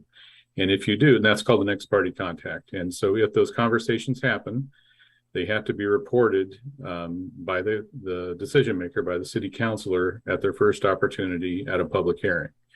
If those disclosures don't happen, the decision can be remanded by the Land Use Board of Appeals. We have to go back and do it again and disclose those contacts and have another hearing.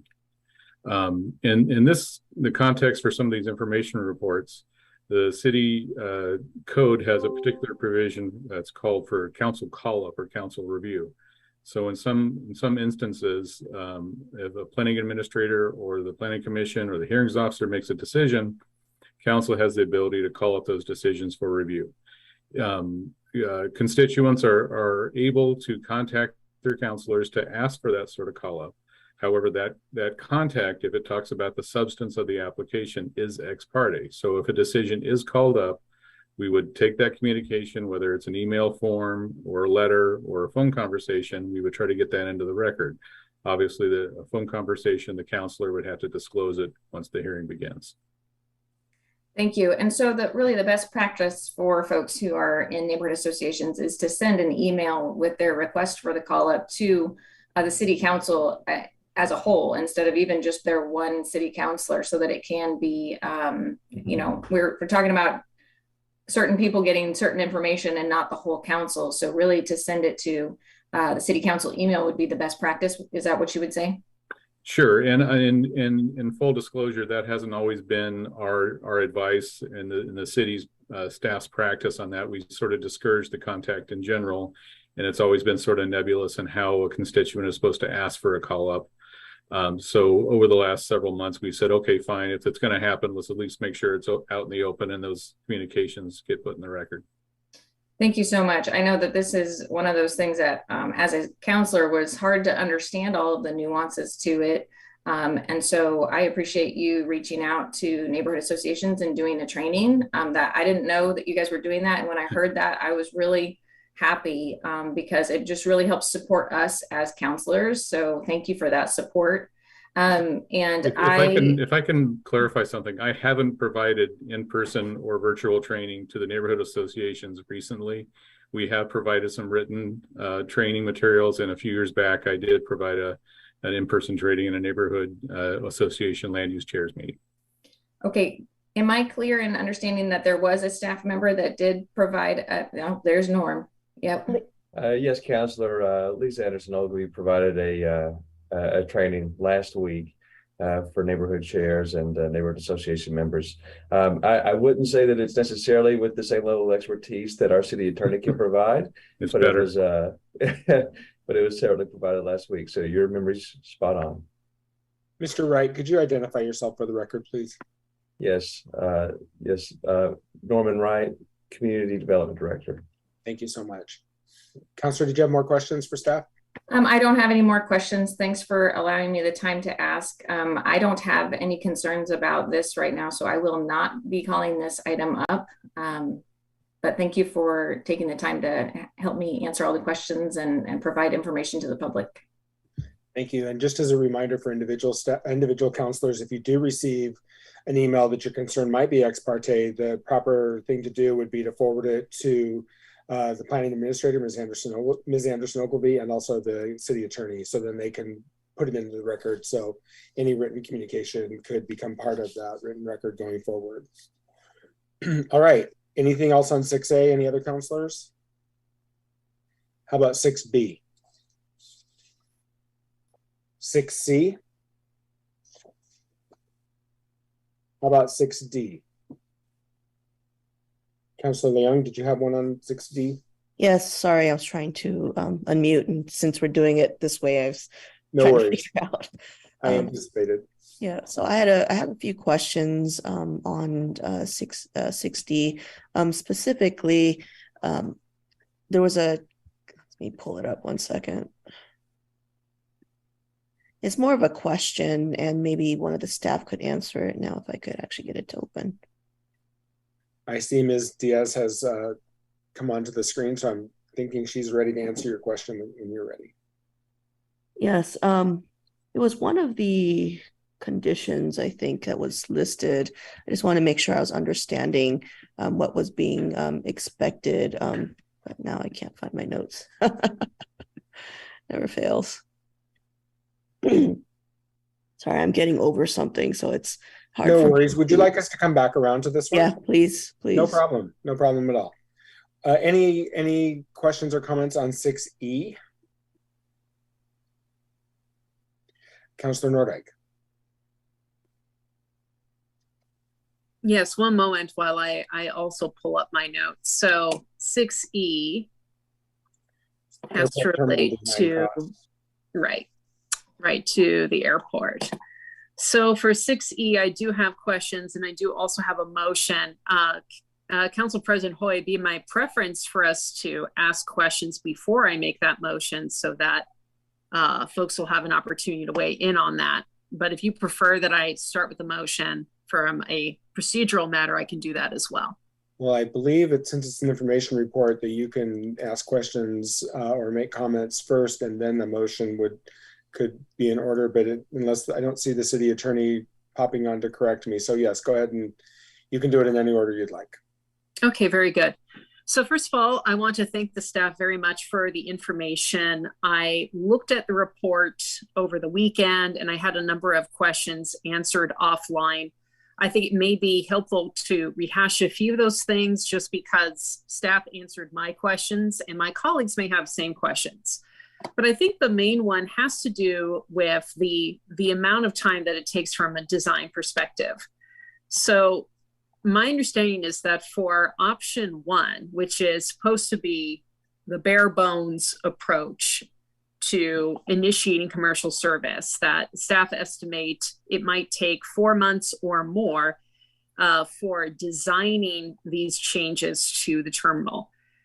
So my question for staff is twofold. One, is that correct? Do you still estimate it'll take 4 months to design these improvements? And two, really my question is, why are we just now talking about these design improvements? Why didn't we start looking at making design changes after TSA came out for the second time? Thank you, Councilor. I see we have Ms. Rutherford here with us and Mr. Pascal, and also our city manager, who looks like Ms. Rutherford might be ready to field that one. Good evening, I'm Kristen Rutherford, Urban Development Director.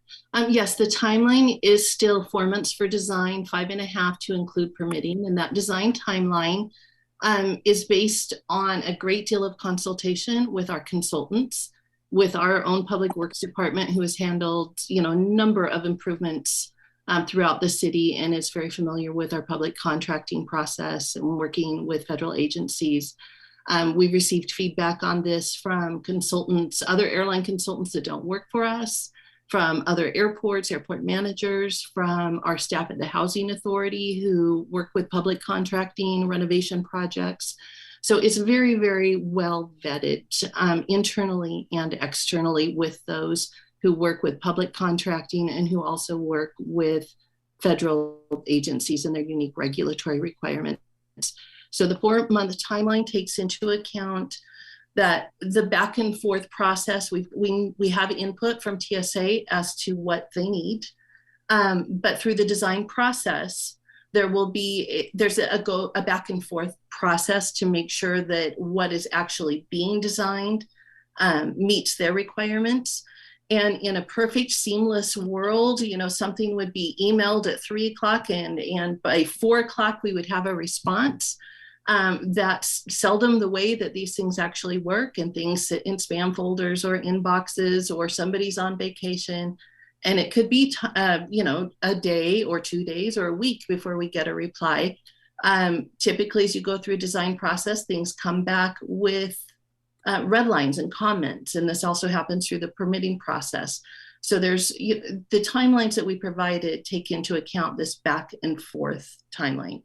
And all of that effort. And then to your question about why are we only talking about this now, we've always talked about the need for the internal renovations. What we've talked about additionally is the need for an exterior expansion. And the reason for the exterior expansion is because the TSA floor space, what they need, their layout is 3 times what it was in 2008. And the size of the planes that we're talking about hold 3 times as many passengers as what we had in 2008.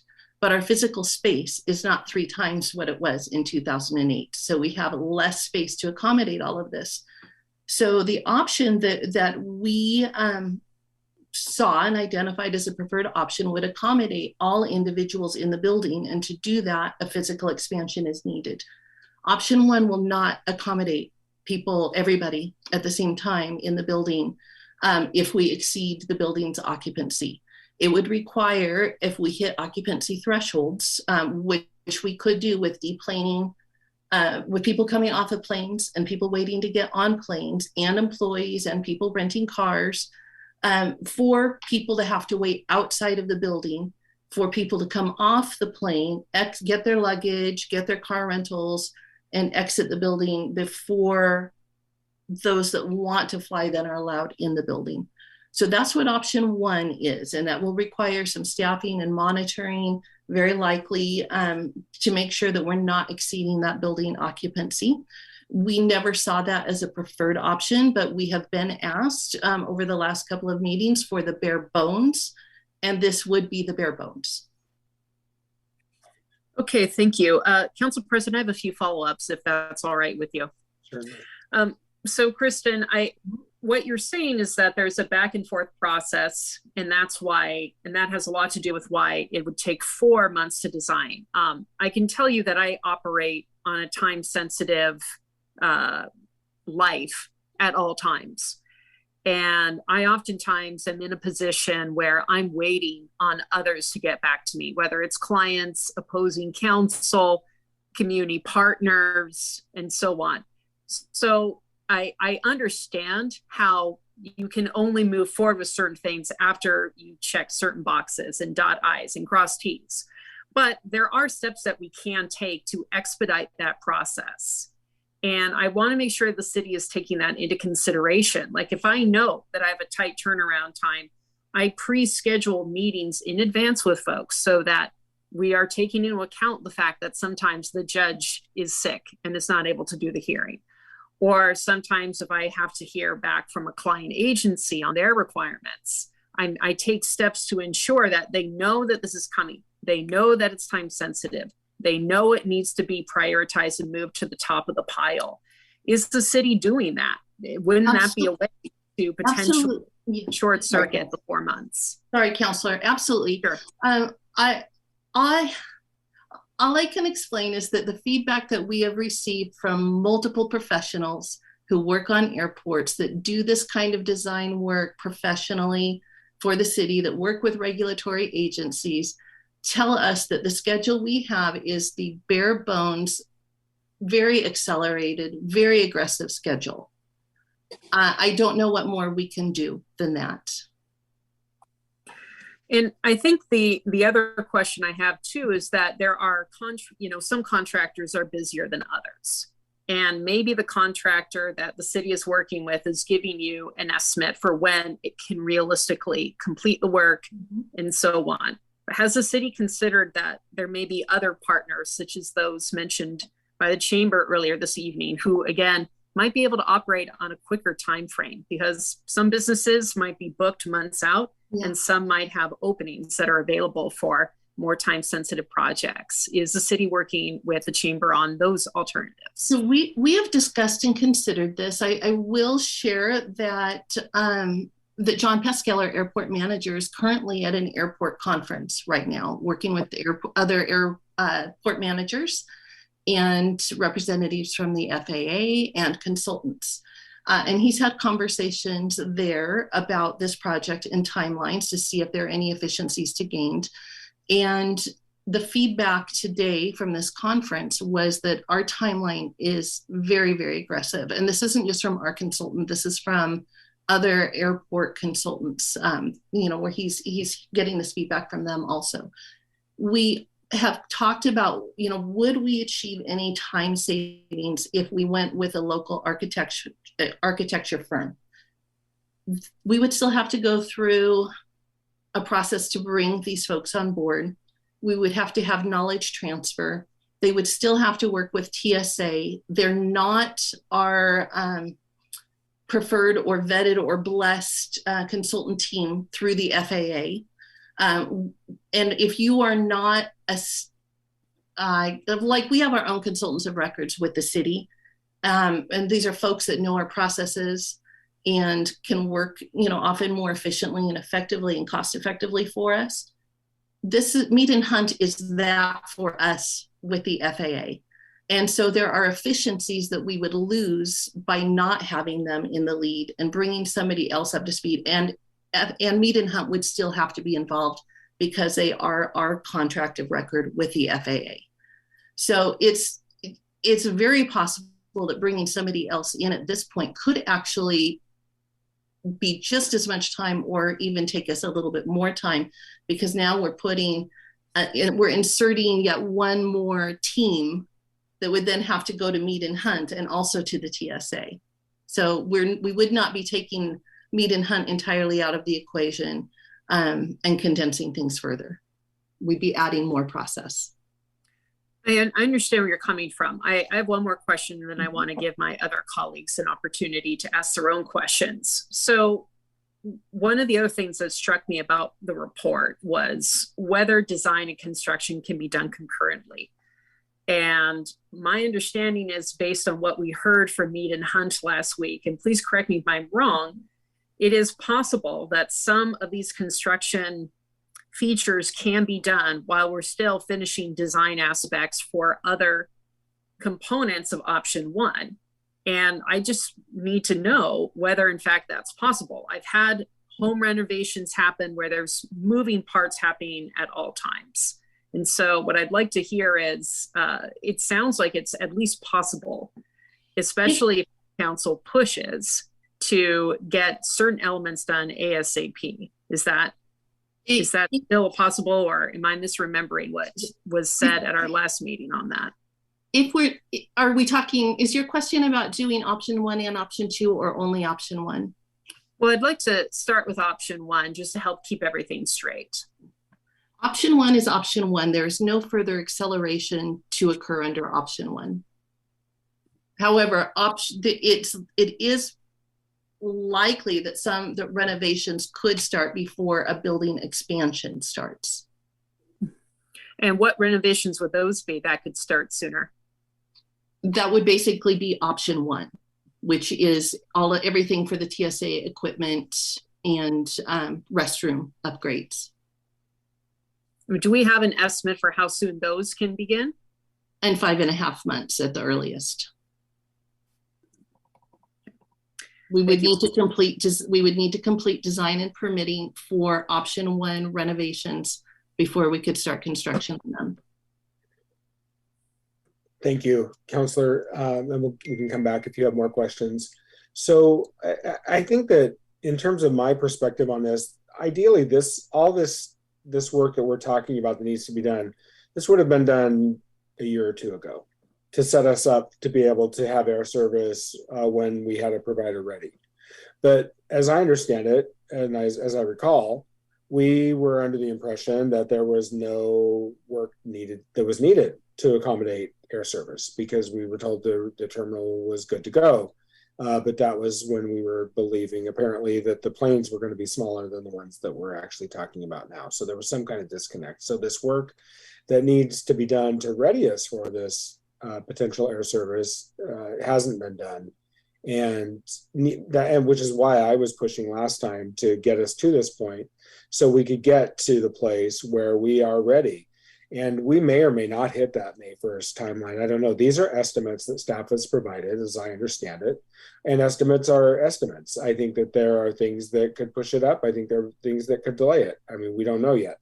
But I think that, we need to push staff to as far as we can in order to get this work started so that at some point we can be ready for commercial air service whenever that is, whether it's May 1st, whether it's May 31st, or whether it takes us a few months longer, which I have no idea because and nobody really knows. These are estimates. So it seems like we just need to get moving and then let the chips fall where they may.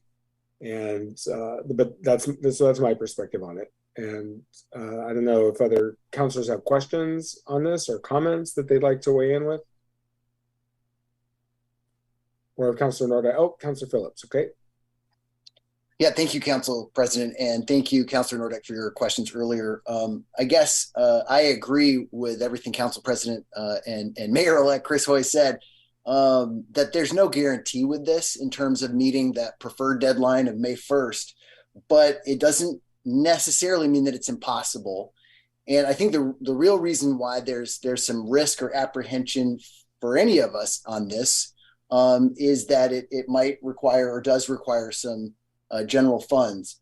But the amount we're talking about in option one is, correct me if I'm wrong, the most it would be is $129,500. Is that the scope of like the general fund ask? That is the scope for design and permitting, not for construction. And on that, I agree. Thank you for clarifying.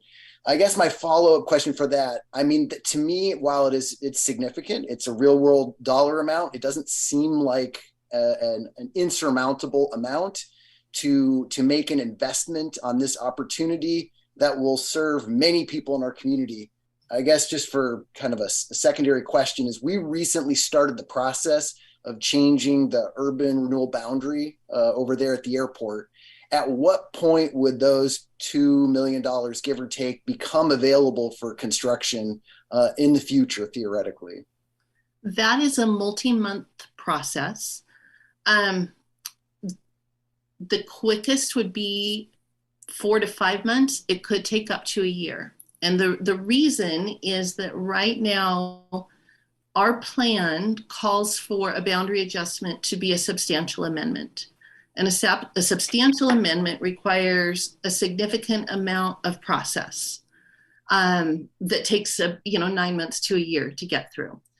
So this type of boundary modification, while it's identified as a substantial amendment in our plan, is not considered a substantial amendment by state statute. So we can expedite this by exploring changing our plan language to make it consistent with state statute, which is then a faster process. But that first process also takes a couple of months. Okay. So there's no shortcut to doing the amendment to bring this in. It's either a 4 or 5 month process or the longer process. Thank you. Thank you. Gonzalez? Oh, sorry. Sorry. I'll come back to you, Counselor. Counselor Gonzalez. Thank you, Council President Hoyt. Just wanted to share my thoughts, and my comments are in support of option 1. I agree with you, Council President Hoyt.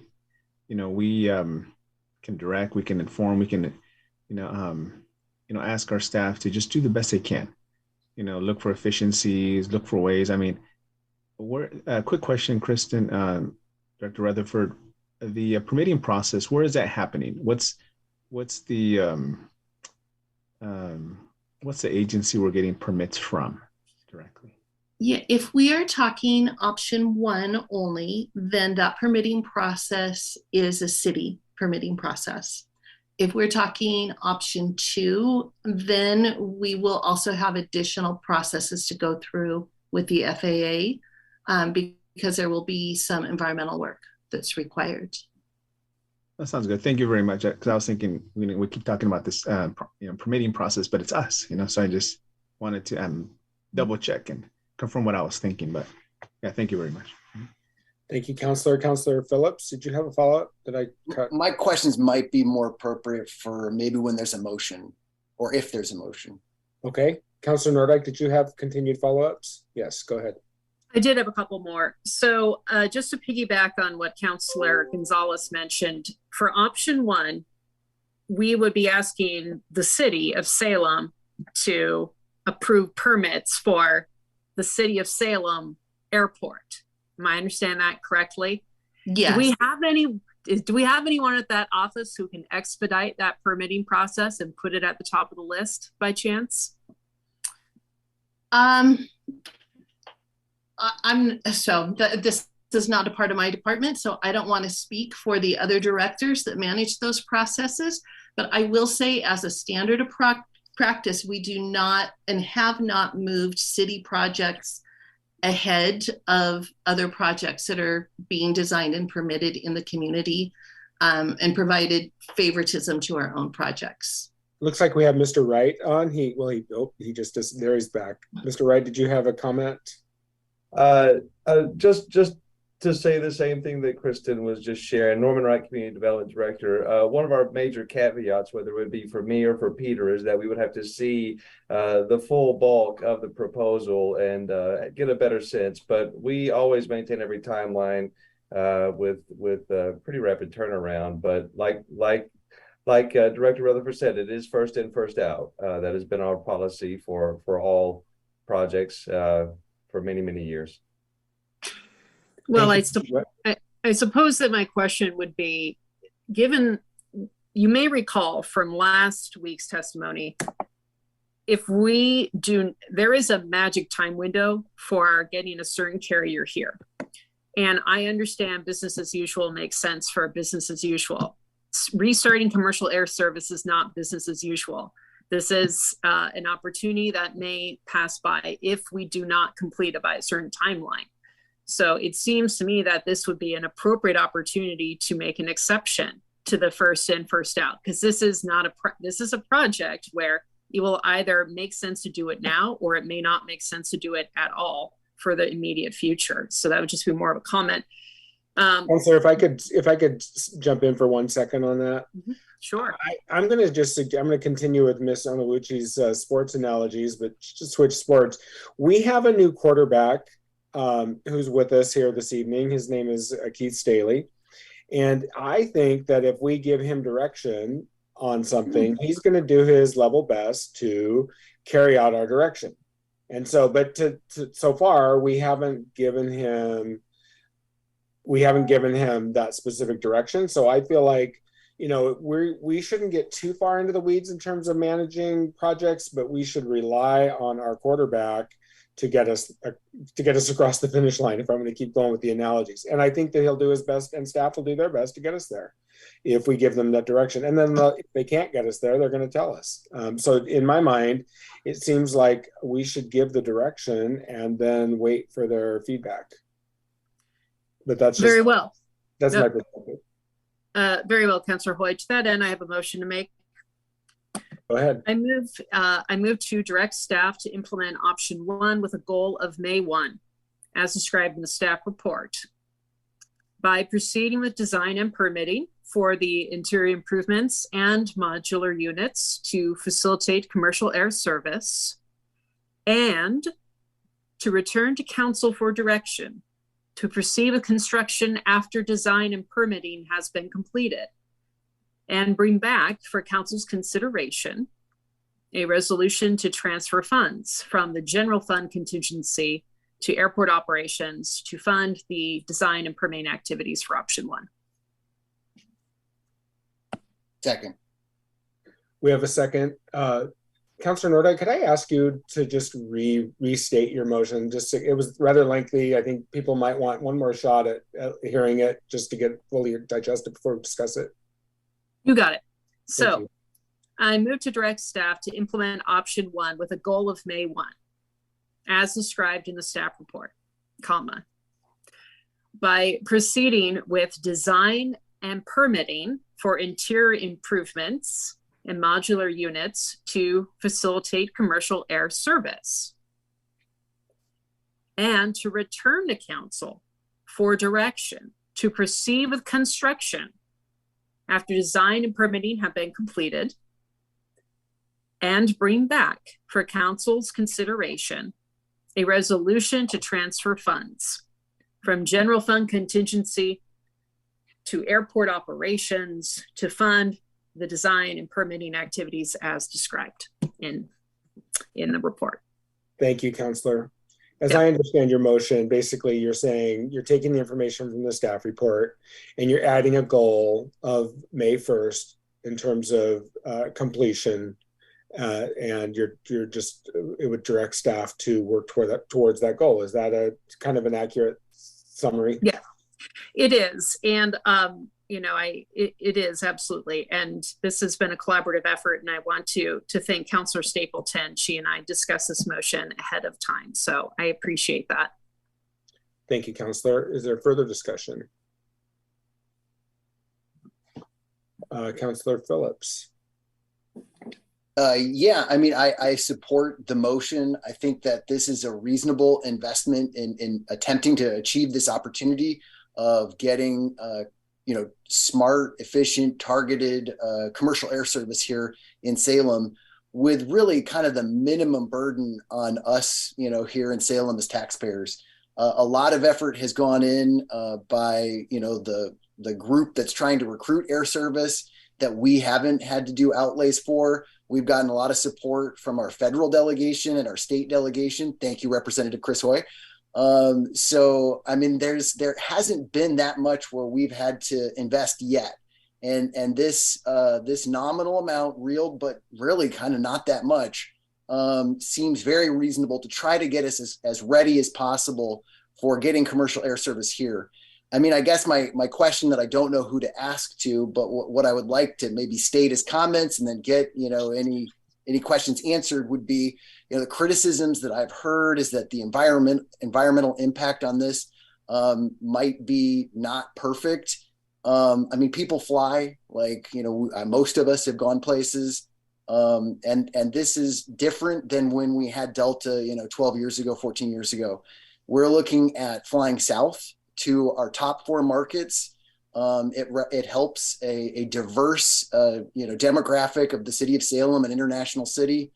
And then in terms of, environmental, like driving north to fly south, it seems like there's an opportunity for, energy efficiency just based on the physics of, you don't go one way to go the other way. And I do think we're one of the biggest capital communities not to have air service. And then, finally, we get access, if we can, achieve commercial air service to hundreds of thousands, if not millions of dollars of federal grants once we unlock that, which helps us be, more resilient. Like this was the FEMA, staging area. This airport was used during the forest fire, canyon fire that happened just a couple of years ago. So in terms of, being ready for the big one, we just had shakeout last week. I'm very much in support of this. I know people may have strong opinions and we may disagree on this issue. I hope and predict we can work together moving forward. But I think that we, behind the scenes as counselors, have heard, lots of information that from an equity lens point of view or an environmental point of view, I'm as satisfied as I can be in an imperfect world with limited data. So those are my comments / questions. Thank you, Counselor. And I see a number of hands up, but I also see that Mr. Staley had taken himself off of mute. So I wanted to give him a quick chance to weigh in before we get to further hands, if that's all right. Thank you, Mayor Pro Tem. I appreciate the opportunity just to make a brief comment here. We understand your motion and we understand the goal. I must agree with the Mayor Pro Tem that this is a goal, and like all goals, there is an opportunity to succeed, but there is also an opportunity to fail or to not meet that goal. So we will move forward with due haste, but we'll do so in a pragmatic and a systematic way, using our best professional expertise and judgment to move in this direction. We also have some very difficult conversations ahead of us in regards to commercial air service. This is the easy conversation. The hard conversation is going to be funding the actual capital improvement and funding the operations of this on an ongoing basis. So I appreciate where we ended up this evening. I fully support moving forward with option 1. I think that is the pragmatic way to go.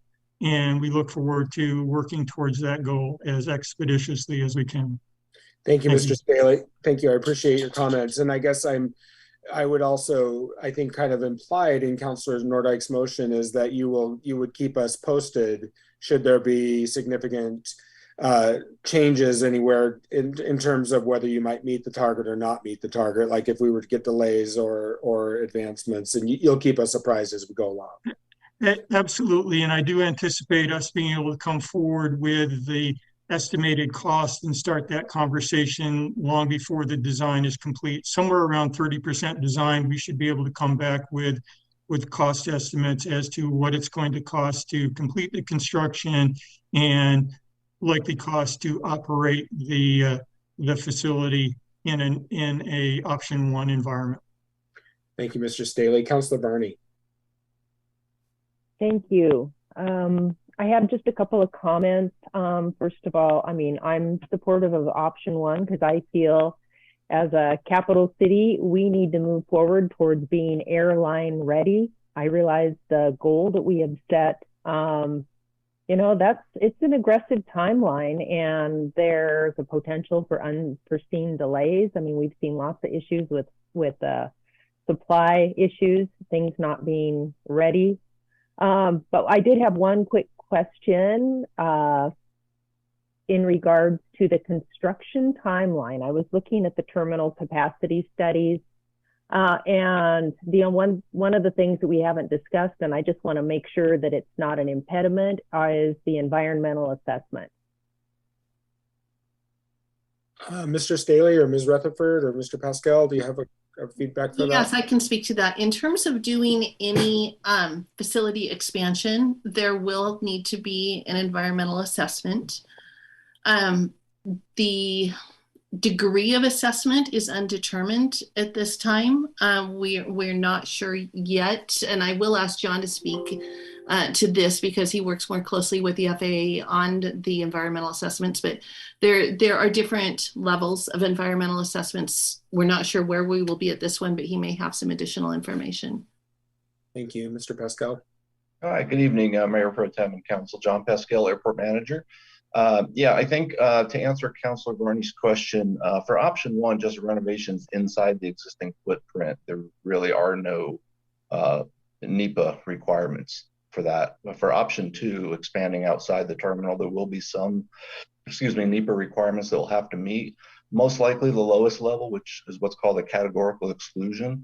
That doesn't mean that you don't have to do any environmental investigations, but it's the shortest, least impactful environmental, I don't want to call it an assessment because environmental assessment is a whole other level, but level of NEPA investigation that we will be required to do.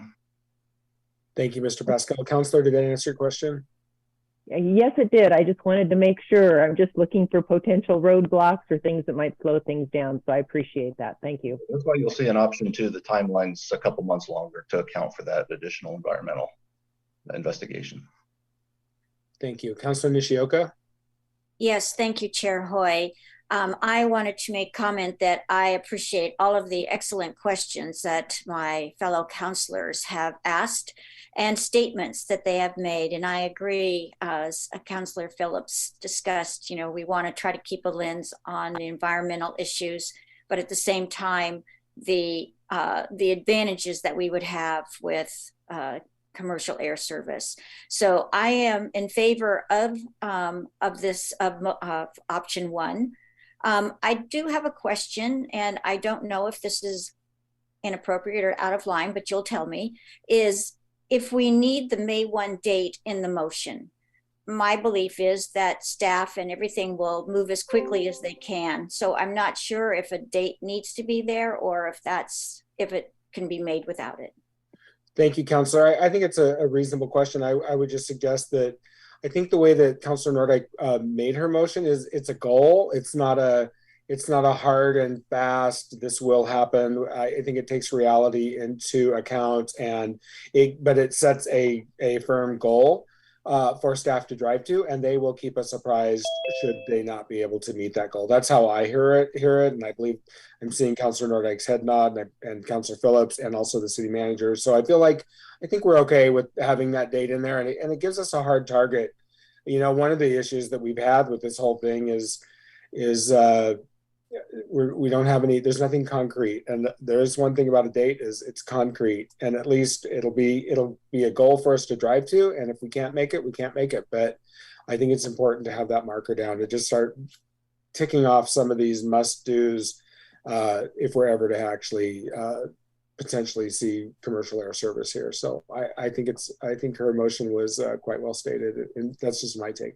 So thank you. I just wasn't sure if that was like really, pushing it, but great. I'm glad. I'm good with it then. Thank you. Thank you. I think it does push it a little bit, but it also takes reality into account. So I think we're good. Councilor Gonzalez. I just wanted to, you guys basically just dealt with my question and answers. Thank you. Thank you, Councilor. Councilor Stapleton. Thank you so much, President Hoy. First of all, I wanted to thank Director Rutherford and John Pascal. I think that this council has really asked really tough questions and put targets and goals out there that are, we all admit, will be hard to meet. And so I wanted to recognize your hard work in what you're doing with us and for us right now. I also wanted to thank City Manager Staley When you were just speaking, I had like this sense of calm came over me, and I was thinking, man, who hired this guy? He's fantastic. And then I remembered it was us. We did that, and it's just really great to have you here. Your experience, your expertise, your wisdom on this is very much so appreciated. I wanted to speak a little bit to just the obvious thing here is growth. And the city of Salem is growing. It's growing, and none of us can stop it. I know I have constituents who talk to me on the regular about, I don't like your stance on growth. And I kind of chuckle because I can't control that. We are growing. We are a medium-sized city. We are on our way to being a big city. And it makes sense for us to be ready for that.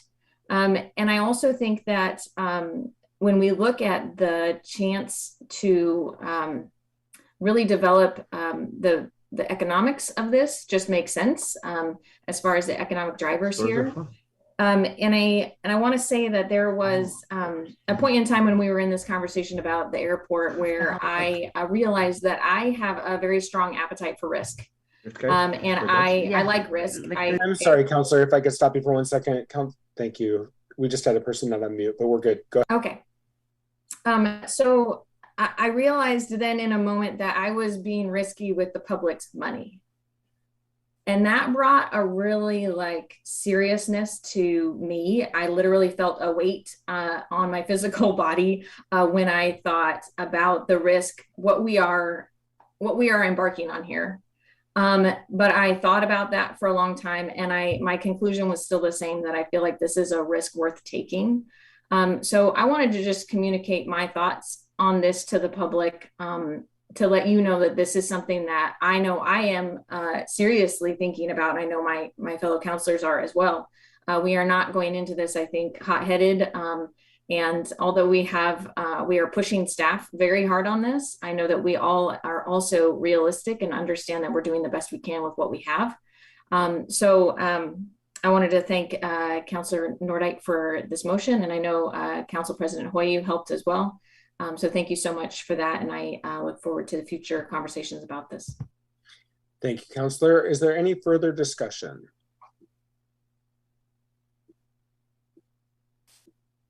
Councilor Leung. Thank you, Mr. Mayor-elect. My comments echo quite a bit of what has been asked already by some of the other fellow councilors, as well as what Councilor Stapleton has mentioned in terms of, again, this is an investment, but we're also utilizing the public's money. And like Councilor Stapleton, I have some concerns about that, especially since, we as public officials are entrusted with, when we make these decisions, the impact that it has on our community. And there are some additional concerns that I have, but I am, again, leaning more towards moving forward with this because we need to have more growth as we see Salem continue to expand, not only in services and programming and businesses, but also seeing the number of families who are also moving in, and we need to be able to ensure that we're able to maintain that growth.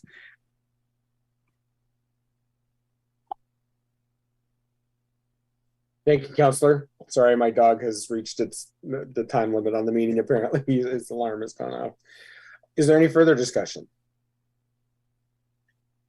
All right, if the recorder will please call the roll. Councilor Varney. Aye. Councilor Stapleton. Aye. Councilor Nishioka. Aye. Councilor Phillips. Aye. Councilor Leung. Aye. Councilor Gonzalez. Aye. Council President Hoy. Aye. Councilor Nordyke. Aye. Mayor Bennett absent. Thank you. All right, motion passes. Thank you, everybody. I think that was a good conversation, and I feel like we've given staff clear direction, and we finally have a goal. So thank you. I want to circle back to item 6D in case Councilor Leung had a question or a comment. I had a few questions. First question, and I just wanted to be clear with staff on the reasoning on the adjustment, specifically condition number 9, where there's a pedestrian pathway leading to proposed mixed-use building to 5795 Commercial Street Southeast is not required. Is that referring to what the hearings officer had indicated, because that leads to the Taco Bell and it's within walking distance? Is that what that was referring to? Good evening, Olivia Diaz, current planning manager. So condition 9 is actually requiring the connections to 2 of the buildings on the development site, but not requiring it to the Taco Bell. So the hearings officer, this is the hearings officer's decision. His reasoning in the staff report is that the pedestrian connection would only go to the property line abutting the Taco Bell property and not all the way to the building because it's under a different ownership. So it was more because of because it belongs to a different owner, but if it belonged to the same owner, it would have had that, or So they said no. The code would require that the pedestrian connection go to the property line in an effort to maybe Taco Bell redeveloping and continuing that pedestrian connection. The applicant requested 3 adjustments to not make any connections. And the hearings officer found that the 2 connections to the existing under the same ownership shall be made, and that they would adjust. There was findings to adjust out of the one to Taco Bell. Okay, and my other question, I understand it's for 75 units. Let me double check. 71 dwelling units, including studios, 1 bedroom and 2 bedroom apartments. And I probably already know the answer to this, but I'll ask it again. Do you know offhand if these apartments are supposed to be market rate or affordable units? My understanding would be market rate. This decision was actually made, I believe, a while ago under the previous code. And this is just a modification to that previous decision. Okay, thank you. And I mean, I know this isn't, I just wanted to again emphasize the importance that, we do need housing. We are in dire need of housing, but we also need a housing that is also affordable for our community. Yes, another 71 units is wonderful, especially in the South area where we're seeing a large number of growth and people who need housing. But we're also seeing people who are being priced out of their homes, and especially from who live in apartment dwellings, and individuals who want to move here but can't afford to move here because the prices are too high. Thank you. Thank you, Councilor. Are there any other comments or questions on any information reports? We will move on now to first readings. Ordinance Bill number 2222, an ordinance relating to land use, amending SRC 58.190, 102.005, 205.030, 260.030, 300.100, 400.065, 510.005, 511.005, 513.005, 514.005, 515.005, 521.005.010, 522.005.010.015, 523.005.010, 524.005, 525.005, 525.005, 530.040, 531.010, 532.015, 533.010.015, 534.010.015, 535.010, 536.010, 0.015, 537.005, 540.005, 541.005, 542.005, 543.005, 544.005, 545.005, 550.010, 551.005, 0.010.015, 552.005, 553.005, 0.010, 554.005, 700.055, 0.081, 701.005, 0.010, 0.030, 800.025, 806.005, 0.010, 0.015, and 808.030, repealing SRC 700.025, and 700.030 and creating new provisions, SRC 701.016.041 and Chapter 704. Thank you, Amy, for that tedious work you just did. I appreciate it. And also thank you to our interpreters, both ASL and Spanish. I know that that is not an easy task to read and or translate. So thank you all for doing that. Councillor Stapleton, do you have a motion? I do. I move to conduct a public hearing on ordinance number 22-22 for the purpose of amending the Unified Development Code to respond to a Land Use Board of Appeals decision, implement changes to state law and rules, add new temporary uses, and address other issues and advance to second reading. Second. Any further discussion? If the recorder will call the roll. Councillor Stapleton. Aye. Councillor Nishioka. Aye. Councillor Phillips. Aye. Councillor Leung. Aye. Councillor Gonzalez. Aye. Council President Hoy. Aye. Councillor Nordyke. Aye. Councillor Varney. Aye. Mayor Bennett absent. Motion passes. Item 7.1B. Ordinance Bill number 2322, an ordinance relating to naming an unnamed connection between Rosewood Drive Northwest and Manorview Lane Northwest as Westside Circle Northwest. Councillor Stapleton, do we have a motion?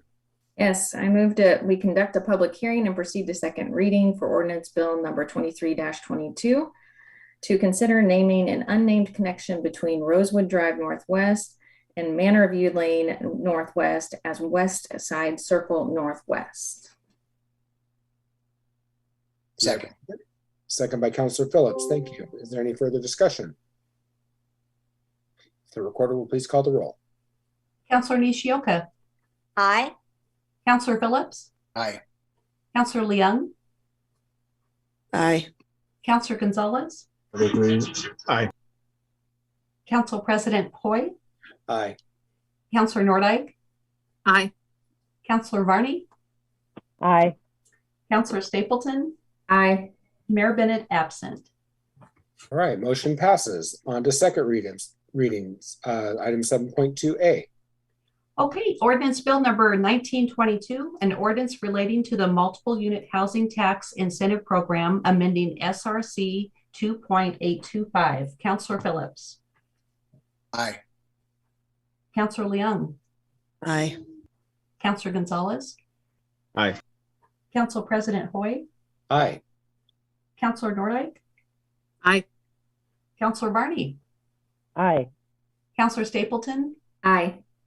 Councillor Nishioka. Aye. Mayor Bennett absent. Motion passes. Item 7.2B. Ordinance bill number 2122, an ordinance relating to human rights, amending SRC 97.005, .010, and .080, repealing SRC 97.085, creating new provisions. Councillor Leung. Aye. Councillor Gonzalez. Aye. Council President Hoy. Aye. Councillor Nordyke. Aye. Councillor Varney. Aye. Councillor Stapleton. Aye. Councillor Nishioka. Aye. Councillor Phillips. Aye. Mayor Bennett absent. Thank you. Motion passes. Thank you. We have no further public comment. So unless there is anything else, we are adjourned. Thank you, everybody.